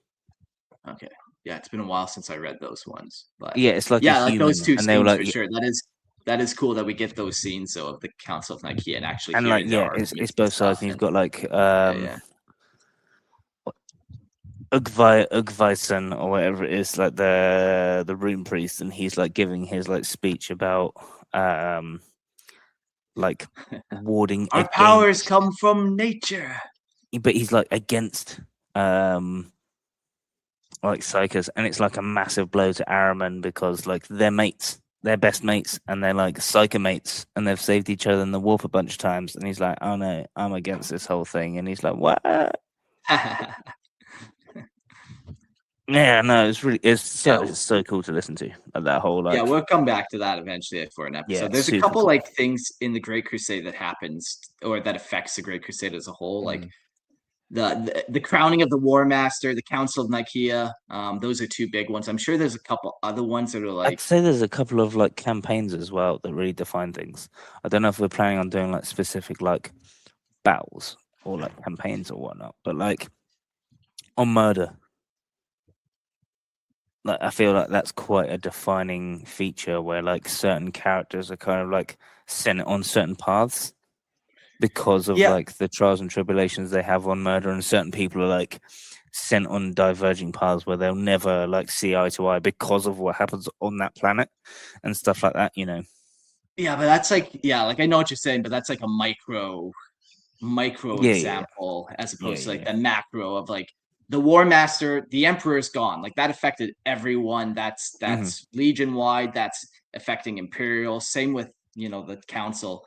I'll come up with a list of a couple of those. That'd be a fun little series to do those. That'll like be fun. what are really I will the true say though, ones, not murder is 3 whole legions worth. But that only affects 3 legions. Like, and it's just one battle. Like, it's really not that big a deal. Yeah, 3 out of 20 is, I guess, it's what, like a 7th. Yeah, it's not major. It's not that big a deal. I'll concede. Yeah. Just like the Council of Nicaea, I'll concede. Okay. Well, let's go to the Crusades end here. So, by the closing years of the Great Crusade, Mortarion and the Death Guard had become synonymous with inexorable compliance and victory through attrition. Which, again, before we continue, is similar to a lot of other traitor legions. You get that with the Iron Warriors. You get that a little bit with like the World Eaters, where they're not caring about casualties. They're caring about victory, and they're just kind of like just grinding through, and like attrition is just the way it is. Like they'll take casualties, they don't care as long as they win. Yeah, somebody else can rebuild the building when we're done here. That's not their problem. Yeah. Look, there's always more recruits. We can always hire more guys. That's fine. Let's worry about that later. That's the Monday problem. Likewise, what compliance and attrition. It's not necessarily talking about the Astartes.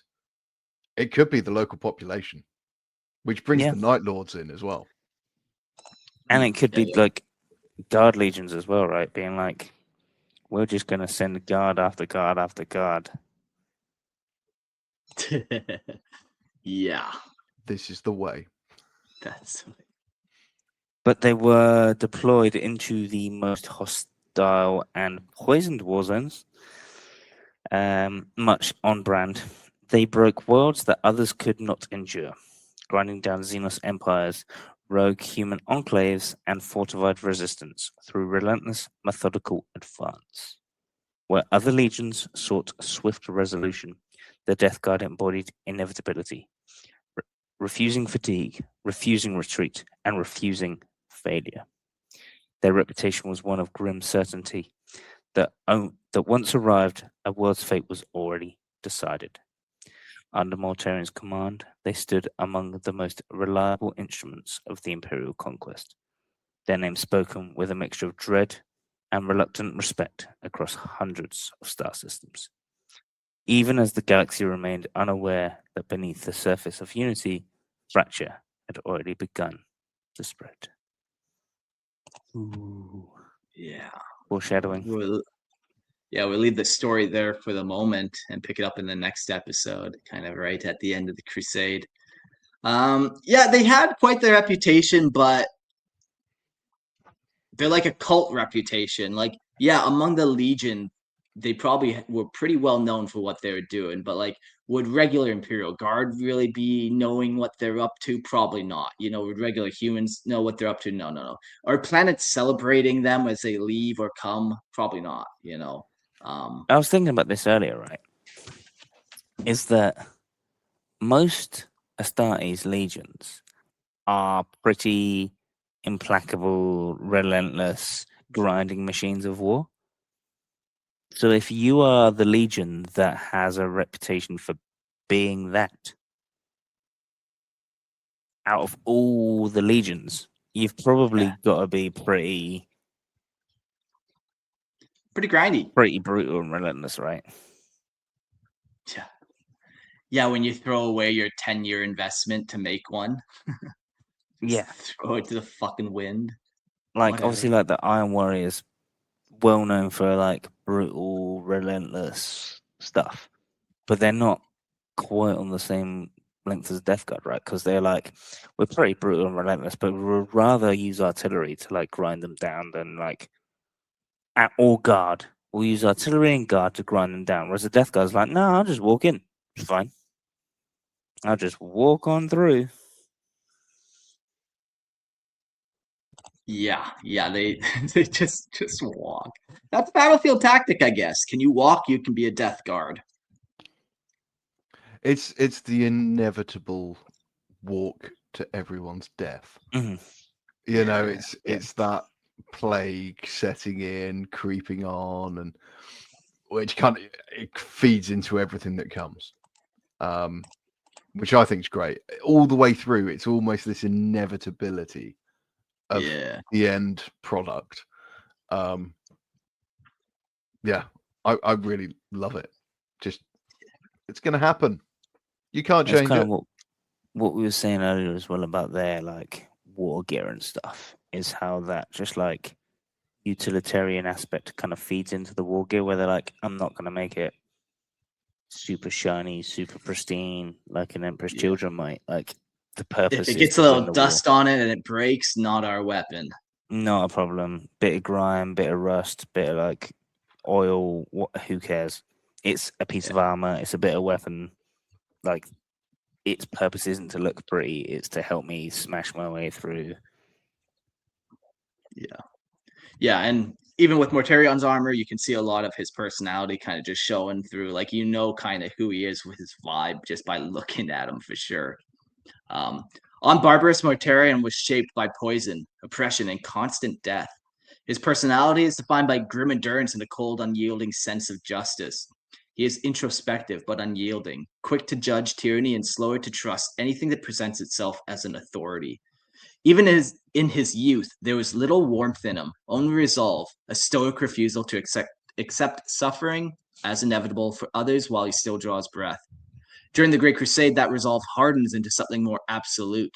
Mortarion becomes increasingly remote, his stoicism deepening into near total emotional restraint. He values endurance above all else, seeing mercy as weakness and hesitation as death. While he remains driven by the desire to end oppression, his methods grow more severe and indiscriminate. His methods grow more severe and indiscriminate, and his worldview narrows into inevitability, victory through attrition, survival through suffering, and the belief that only the relentless deserve to endure. Yeah, really fun guy to hang out with, eh?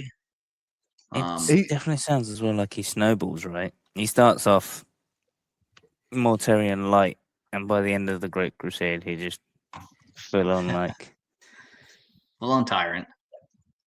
Full on tyrant. Yeah. Everyone's getting exterminated. It's fine. Virus bombed a lot. I mean, it also comes from how he argued at the Council of Nicaea. It was very facts, figures. This is what I've done. This is what it will be. This is my experience. Therefore, it must be so. And it's that confirmation bias almost. You can start to see that playing. He's surrounding himself with, you know, fellow survivors of Barbarus. He's changing the culture within the Legion. He's already undermining and working against the Terran-born veterans. Council of Nicaea goes his way. He sees it as this inevitability.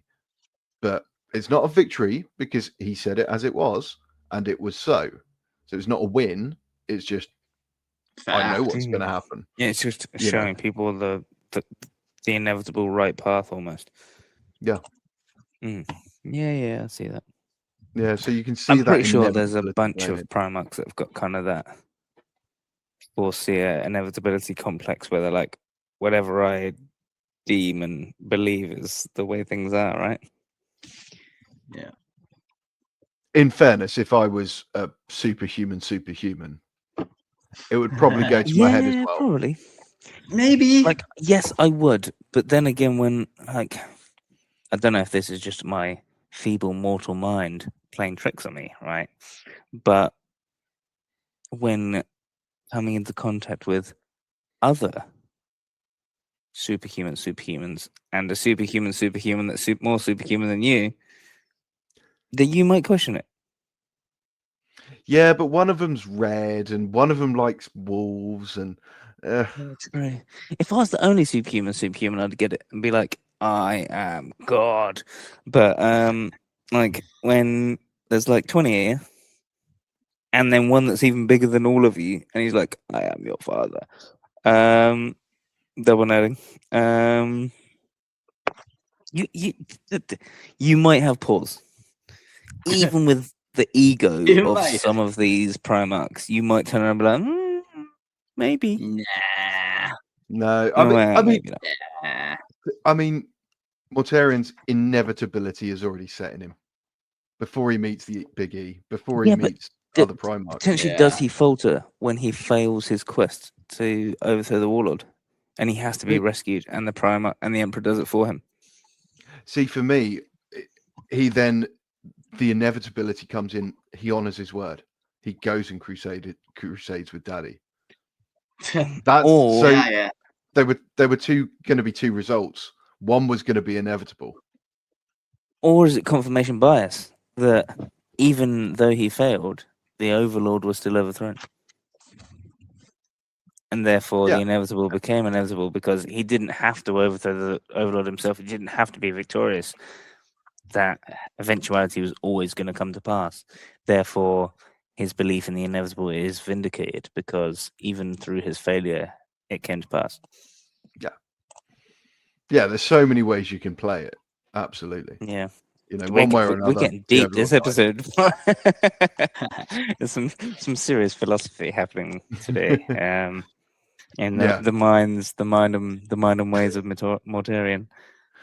So, speaking of philosophy, his philosophy is founded upon endurance, self-reliance, and the rejection of all who would dominate others through fear or unnatural power.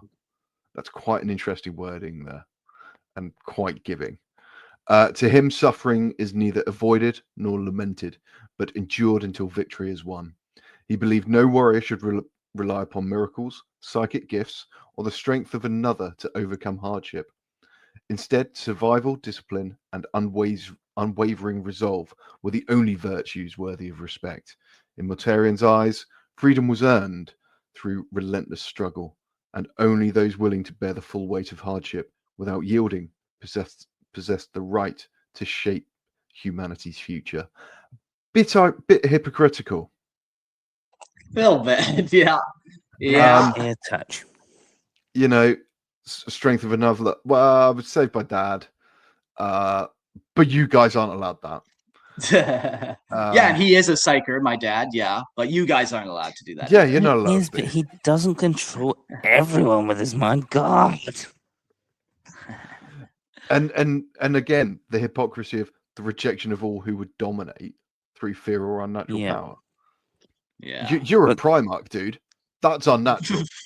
Yeah. I mean, I guess that touches again back onto like the psycho side of things. Like he values raw, like physical might and strength and power, and like martial prowess over someone that could like best him through psychic means. Like natural power being like, you can beat me in a sword fight, fair enough. But you can't beat me in a sword fight, but you can beat me because you like pushed me over with your mind. I don't respect that. I'm not here for that, To me, it doesn't even read as that. Anti-witch. To me, it doesn't even read as that. You can be better than me, but I still think you're below me because you can't go through as much shit as I can. Like it's the whole. It doesn't matter how you hit; it's how you get back up. That sort of approach. Okay, you can hit me 5 times, but I didn't hear no bell. That's it. Yeah. And that to me is where he's got respect. Like Lehman Russ, he's all about the raw power. Just let's go and have a tear up. Who gives a damn? see who's stronger. And then Mortarion is like, yeah, you just coming up once more with like massive swollen eye, you know, his jaw hanging off. No, I'm still going. Yeah, I think it's a bit of that, a bit of that, but also the anti-witch. Like, if you can make me not get up through brute strength, all right, maybe I'll accept it. Yeah, but if there's any form of witchery in there, if there's a hint, a single, which then argues, obviously the Primarch project has got a little hint of warpery in there from the get-go. Warpery. Would he then say that no Primarch could beat him without the touch of chaos, or like the warp? No Primarch could beat him through natural means because all Primarchs have a touch of warp. Yeah, but you've got Primarchs that are quite set against, like even the loyalists, Rogue or Dawn. Yeah, but would you see him use that argument? Like in his mind, being like, "Wow, like you couldn't have beat me if it wasn't for the fact that you're a warpy Primarch." I mean, no, I think like if say Mortarion and Dawn in this, you know, showdown, if Dawn just outclassed him, I think he's going to have to accept that. Likewise, if he gets shot down by one of his legionnaires, he's going to have to accept it. Yeah, it could be inevitable that this happens because of it could be inevitable. Whatever. But the only thing is, like with other Primarchs, is like the touch of the warp and the fact that almost again, like he got felled on his way to the final mission, but still achieved his mission and still came out triumphant. Is that he maybe failed, but it was predestiny and the touch of the warp that's done that. But ultimately, it doesn't mean that he's not still going to be victorious down the line, right? Like, I mean, Dawn might beat him in the sword fight, but 10 years down the line, maybe Mortarion nicked his cheek, and that's going to get infected, and you know, in it for the long haul. Jeez. Well, there's been a couple of kings and stuff like that where a wound has gotten infected and they've died from that rather than actually dying in a cool way. Yeah, like weeks later, years later, or whatever, you know. Yeah. But so we say about like the touch of the warp. Does that mean Mortarion considers himself a psyker because of the touch of the warp? See, that's the thing. Like, he seems super. Like, he does seem a bit hypocritical about stuff. Like, it seems that we've seem to have reached a consensus that all Primarchs have some degree of warp touch. Whether it's like precognition or power to manipulate the warp or whatever, they all have quite a burning presence and some handling of it to one degree or the other. He's not a blank. Yeah, I don't know about that. I feel like I could name a handful that don't have powers. Like Reboot Gilliman doesn't have powers. No, but Portarabo doesn't have powers. But yeah, like he's definitely hypocritical. Where it's like he maybe isn't a psyker to begin with, but he becomes one. Like he definitely always becomes everything that he hates. This guy. What I mean with like the Primarchs is they might not necessarily be psykers, but they have like a touch or presence of the warp about them, right? Like. They may not necessarily be manipulating things or precognitive or moving stuff around, but they have some nice tasty soul. It's a nice tasty soul, and they've got something. They have more warp power than your average like human. They may not be like a librarian where they can actually manipulate the warp, all of them, but they have some degree of, because if you think about it, even guys like the Lion can skip from one place to another, like Borax can like basically become invisible. They all have some degree somewhere along the line, whether it's been like super explored in books or not. They all have some form of individual warpery. Yeah, for sure. Like they are beings of the warp ultimately, right?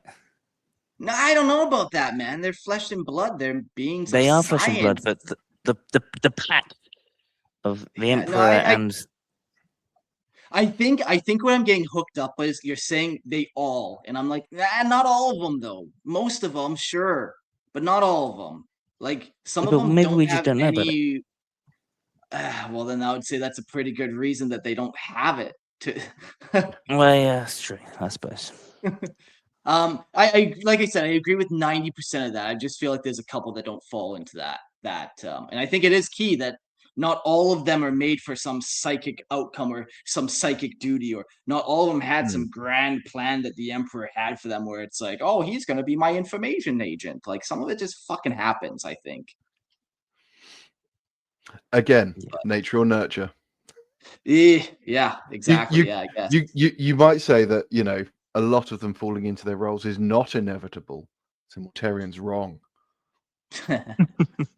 Maybe. Maybe.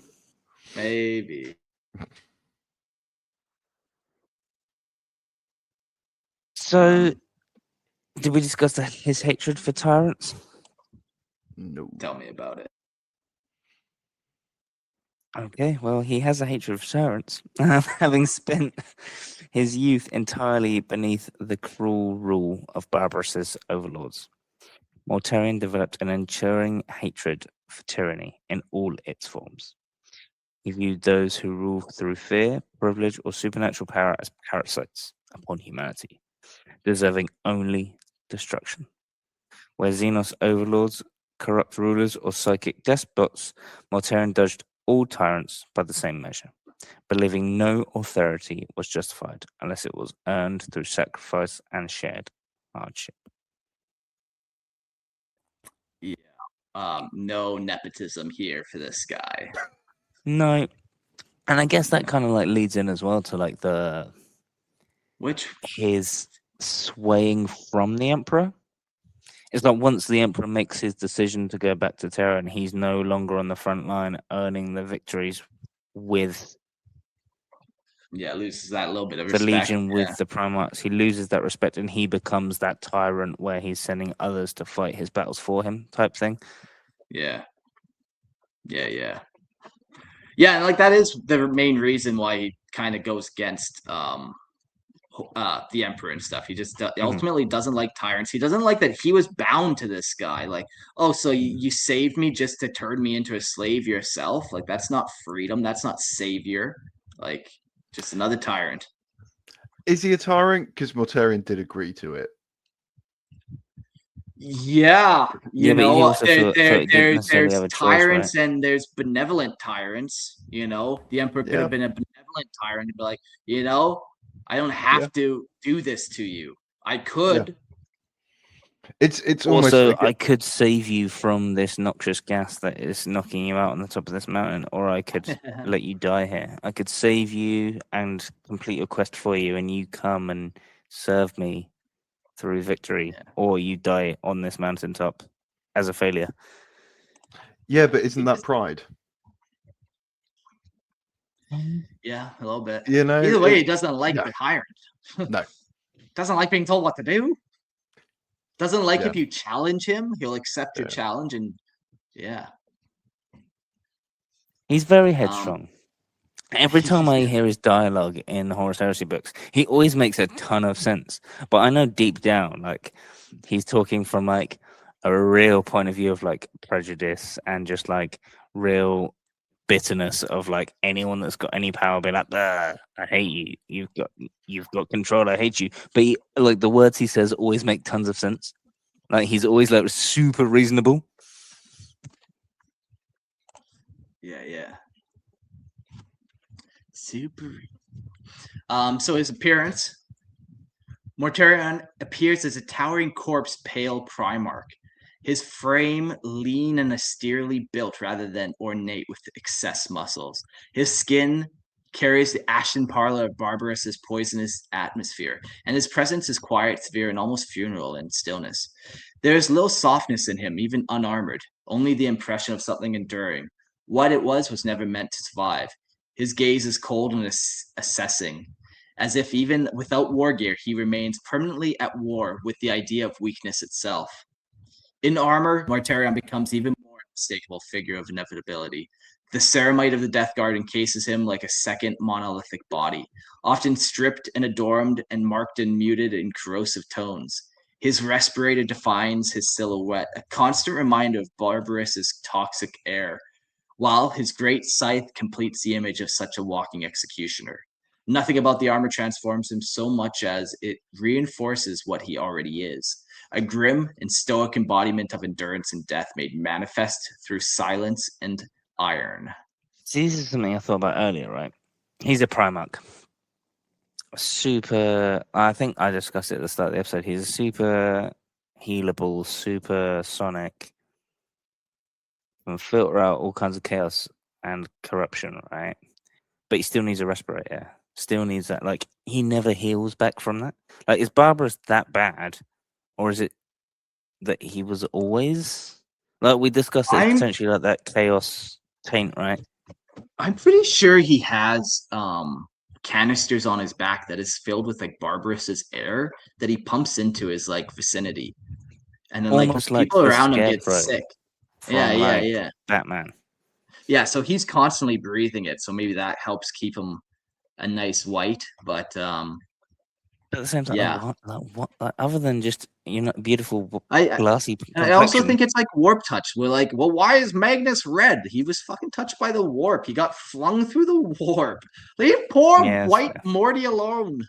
Yeah, but red skin is one thing, but like not being able to breathe when you're like a super strong, like if like same as like the other Primarchs, right? Like they've got skin colors, complexions, things like this, things that the other, but like an actual like deficiency. Like a skin color is not necessarily a deficiency, but like not being able to breathe properly. That's fine. It adds character. Fine, as long as you got a couple tanks of Barbarus there, you're fine. Yeah, you're not running. You don't need fucking cardio. You're just walking forward. You don't need to be able to breathe. It's fine. He's always like in the books, in his dialogue, he's always like coughing and spluttering and like wheezing and rasping. I'm like, come on, it's been hundreds of years, dude. That black mold. You can't get rid of the black mold in the lung. I don't know what to tell you. Get over it. He's got super space warped black mold.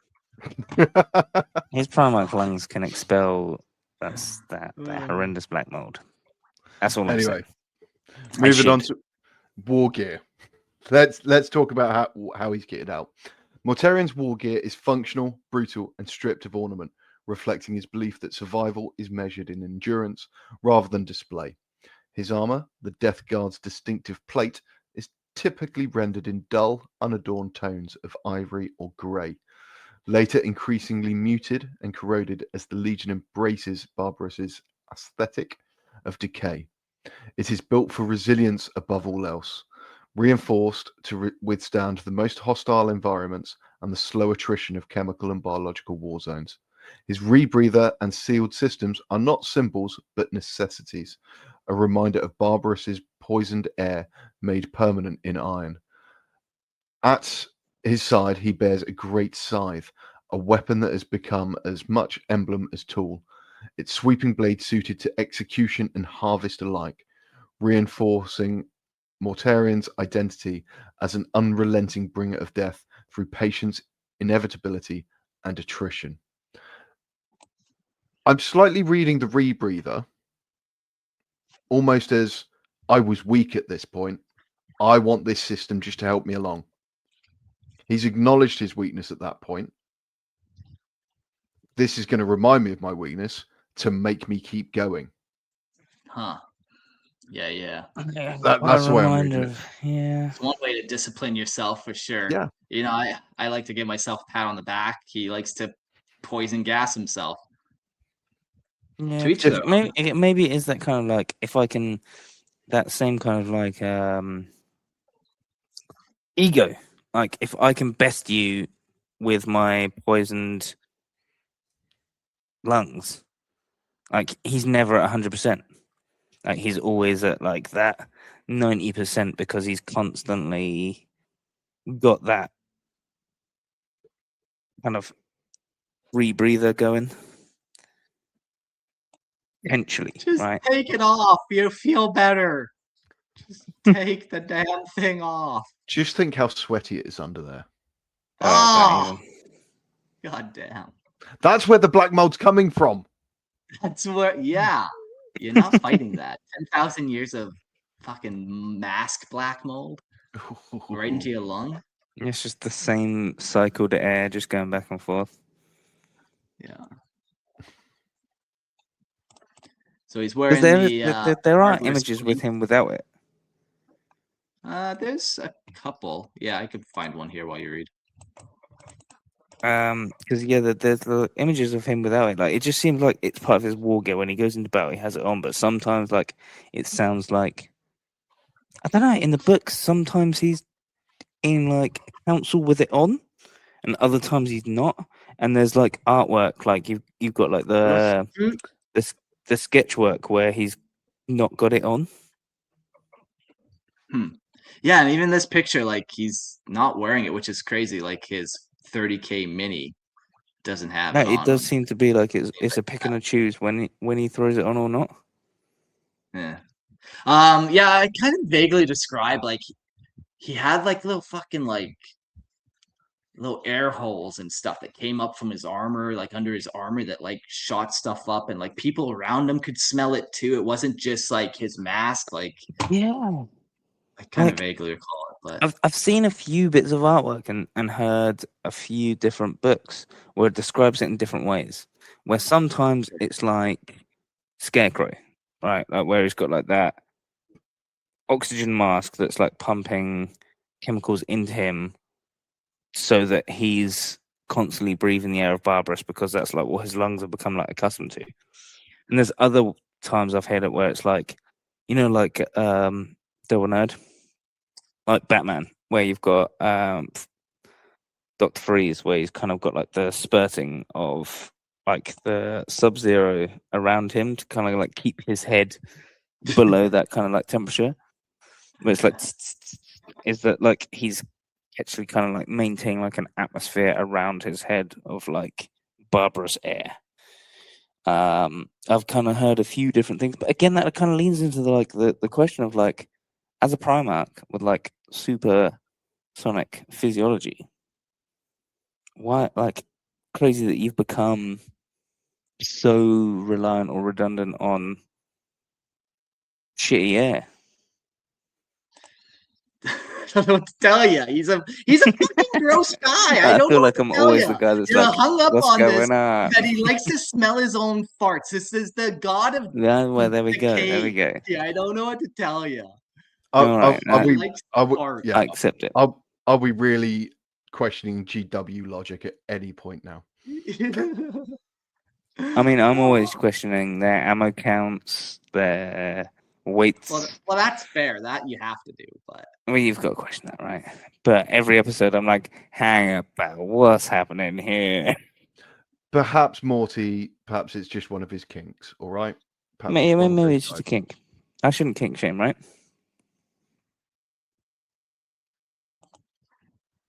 So the Barbarous plate is Mortarion's war panoply, crafted by his own design, fusing ancient power armor with his personal doctrines.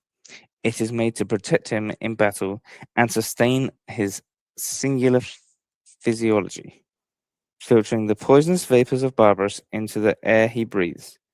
He is an imposing figure, gaunt and pale, his face half hidden beneath a cowl and rebreather, a relic of survival in the poisoned world that shaped him. A simple iron crown nests within the hood, unadorned and severe, reflecting a mind stripped of excess and shaped by endurance. He is utilitarian and uncompromising, and his armor reflects that truth in its dark, functional design.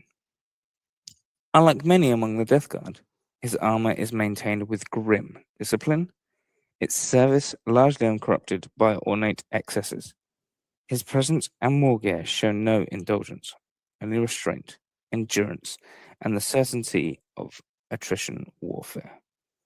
The Barbarus legacy lingers in every seal and filtration system, a constant reminder of the poisoned origin from where he was forged. Even among the Primarchs of the Great Crusade, Mortarion's war panoply stands apart, not as ornament, but as a weapon of survival, endurance, and silent, inexorable death in the long wars of compliance and campaigns. Yeah, there's a few like this one as well. There's a few images where it's like that one, where it's almost like a Sisters of Silence cowl, like that venting on the front that like spurts oxygen into him. And there's other ones where it's like the full on like rebreather like oxygen mask. Yeah, it depends on era and stuff, but but hold on. We're not going back to the fucking goddamn mask. We're moving past the mask. I'm just saying, like, it's cool. We're back to him cool. smelling his own farts is all. How do we get here? No, I'm just saying it's cool that he's kind of got that look. He's got those two kind of like looks. I personally prefer him like that scarecrow oxygen mask look. Yeah. Rather than like the Sister of Silence, like the venting, gross mouth and teeth, and like have him spit when he talks at me. I like that look. Yeah. He also has a pistol called Silence. Oh no, sorry, this is his scythe. And he named it in grim acknowledgement. And it's a two-handed scythe whose blade rivals the height of a man, forged for execution rather than sport or ceremony. It is amongst the most feared weapons carried by the Primarchs. Since its first appearance during Mortarion's rise on Barbarus and his later integration into the Imperium, whispers have followed its presence, some claiming it bears the origins not of a human forge, but of alien craft. Others recalling the terrors of his youth, suggesting it was taken from the tyrant who once ruled as his false father. As across the years of war and conquest, Silence has endured unchanged in purpose, becoming a weapon of absolute finality in Mortarion's hands. Its reputation spreading through the compliance wars as a symbol of inevitable death. Yeah, it's funny. It does like look weird. Yeah, like it's funny. Like it looks weird. It's not a weapon, but it means death, even though it's not. Like it's weird how we associate it with that. I mean, as well, it's like it does have a slight alien look about it. It doesn't look like a regular, like Grim Reaper scythe. It's got like a strange shape to like the outer blade of it. It's fancy. It's got to be, it's got to be one of the most iconic Primarch weapons. Yeah. Look, it's even got little teeth on the bottom end of it. Little chain blade teeth. No. Yeah, for eating. So that's nice. I mean, you can tell it's not just like a regular like farming tool. Like it's definitely meant for more than just chopping some wheat. It's angry. I don't care if I'm cutting bodies or cutting wheat. I'm making the harvest pay. He's cutting. He be cutting. Yeah. So if his arms get tired from throwing around that massive scythe, Mortarion also has a drum-barreled directed energy weapon called the Lantern, carried as a sidearm. It was forged by craftsmen who once led a cult of draconic killers upon the industrial world of Shenlong. During its compliance to the Great Crusade, the Emperor eradicated the cult, and the weapon was recovered and placed into Mortarion's possession without ceremony or reverence. There's a pistol. It's pretty cool. Have at it. Also, it might be from China, from a dragon cult. Yeah, I remember it in like some of the books. It's not like a laswa. It's super powerful, but it's not like a noted type of energy weapon. Like it's not las, it's not plasma, it's not like anything specific. It's really badass, and it's energy, and it's Mortys, and that's that. I mean, but I remember it being a pretty badass weapon. Yeah, it's directed energy. So you could actually claim a flamethrower as directed energy. Yeah, true enough. True enough. I suppose. But on top of that, he has some phosphex bombs as well. So if he can't chop it, he can't shoot it, he can throw a number of bombs of his own design, which hang from his armor in the shape of ritual canisters. So I think, isn't phosphex like a chemical fire weapon? Yeah, exactly. Yeah. That like can't extinguish even underwater. I think it even burns in the void of space. We learned. Yeah, if I remember rightly, like that's one of the things they drop on like Isfan 3 is because it's like white phosphorus but worse. Like void of space, like it just eats through stuff. It's white phosphorus in space. Excellent. Well, he's got them. They're pretty cool. Yeah. We'll just rename phosphorus to phosphex. Therefore, we can use it under the Geneva Convention because it's not phosphorus anymore. Exactly. Excellent. Clever. Smartly Here we come, done. war crimes. Yeah, very nice. It's not a war crime if it's your first time. Okay, I'll use that in the court of law. I'm sure it will do me well. I mean, all I'm saying is Canada, World War One. Don't look too closely. Ooh, shots fired. Fuck that place. Well, that was Mortarion, the first little bit of him. I think we got a good vibe of him. He's kind of like this. He kind of becomes everything he hates ultimately. He's also a hypocrite too. And ultimately, I think he gets the fate he deserves of becoming this like fiend and having to like himself become a tyrant, and ultimately, obviously, again, no spoilers in what happens in the end, but he hates psychers and ultimately becomes the slave of a chaos god. Right? And like, he himself becomes a psyker. Yeah. But as much as he's a hypocrite and a moany bastard, I still love him. There's something about him that I'm just like, you know what? I like this guy. Nice. Fishy, how do you feel about him after this one episode? Said you kind of were going into it not knowing a whole bunch. Yeah, no, I like that he leads from the whole leadership from the front. Fantastic. All about that, going and fighting with the lads. His utilitarianism is matter of fact. I don't like his hypocrisy. I'm not a fan of that. I like his message. I don't the fact he ignores his own message. Isn't that just the way like everyone with a strong opinion is though? Like they have some fucking thing that like you're like, dude, pull the peg out of your eye before you start poking mine. Like yeah. And don't get me wrong. After his upbringing, yeah, he's gonna have faults. We're not perfect. I like him. I think the way his backstory comes around, how he comes to serve in the Crusades, how he forms his legion, how they then turn. I think it is just so on brand for Nurgle, for Morty, just a lot. Yeah, it's fun. It's nice. Yeah, I completely like to disagree with like 90% of everything he stands for, but there's just something about him. I'm just like, you know what? I like this guy. Cool. Well, that's that episode of Lorehammer. Episode 240, Mortarion Origins, Great Crusade, finito. I've learned so much. We're going to carry on in the next episode, keep going down his and his Death Guard's kind of journey. And come check out Lorehammer Listen to Lore podcast. You can come submit your lore and read it off and do whatever. Come check out that Lorehammer Listen to Lore podcast. You boys don't have any feeds. I feel like you don't ever really have anything important. No, I honestly, especially, not really. Definitely not Warhammer related. Just, you know. Well, just give us your personal address then. We're fine with just that. That's fine. I will Come send. round, chill out. Walk the dog, no biggie. I will send nipple pictures through the post. Now we're talking. Yeah, okay. Fishy's branching out into a new market. Curiosity. It's called Only Nips. Only Nips. I'm in. Only Son of a fishy bitch, I'm nips. in. Fuck, only fishy nips. Cool. We'll go check that out, and we'll see you all on the next episode. Adios.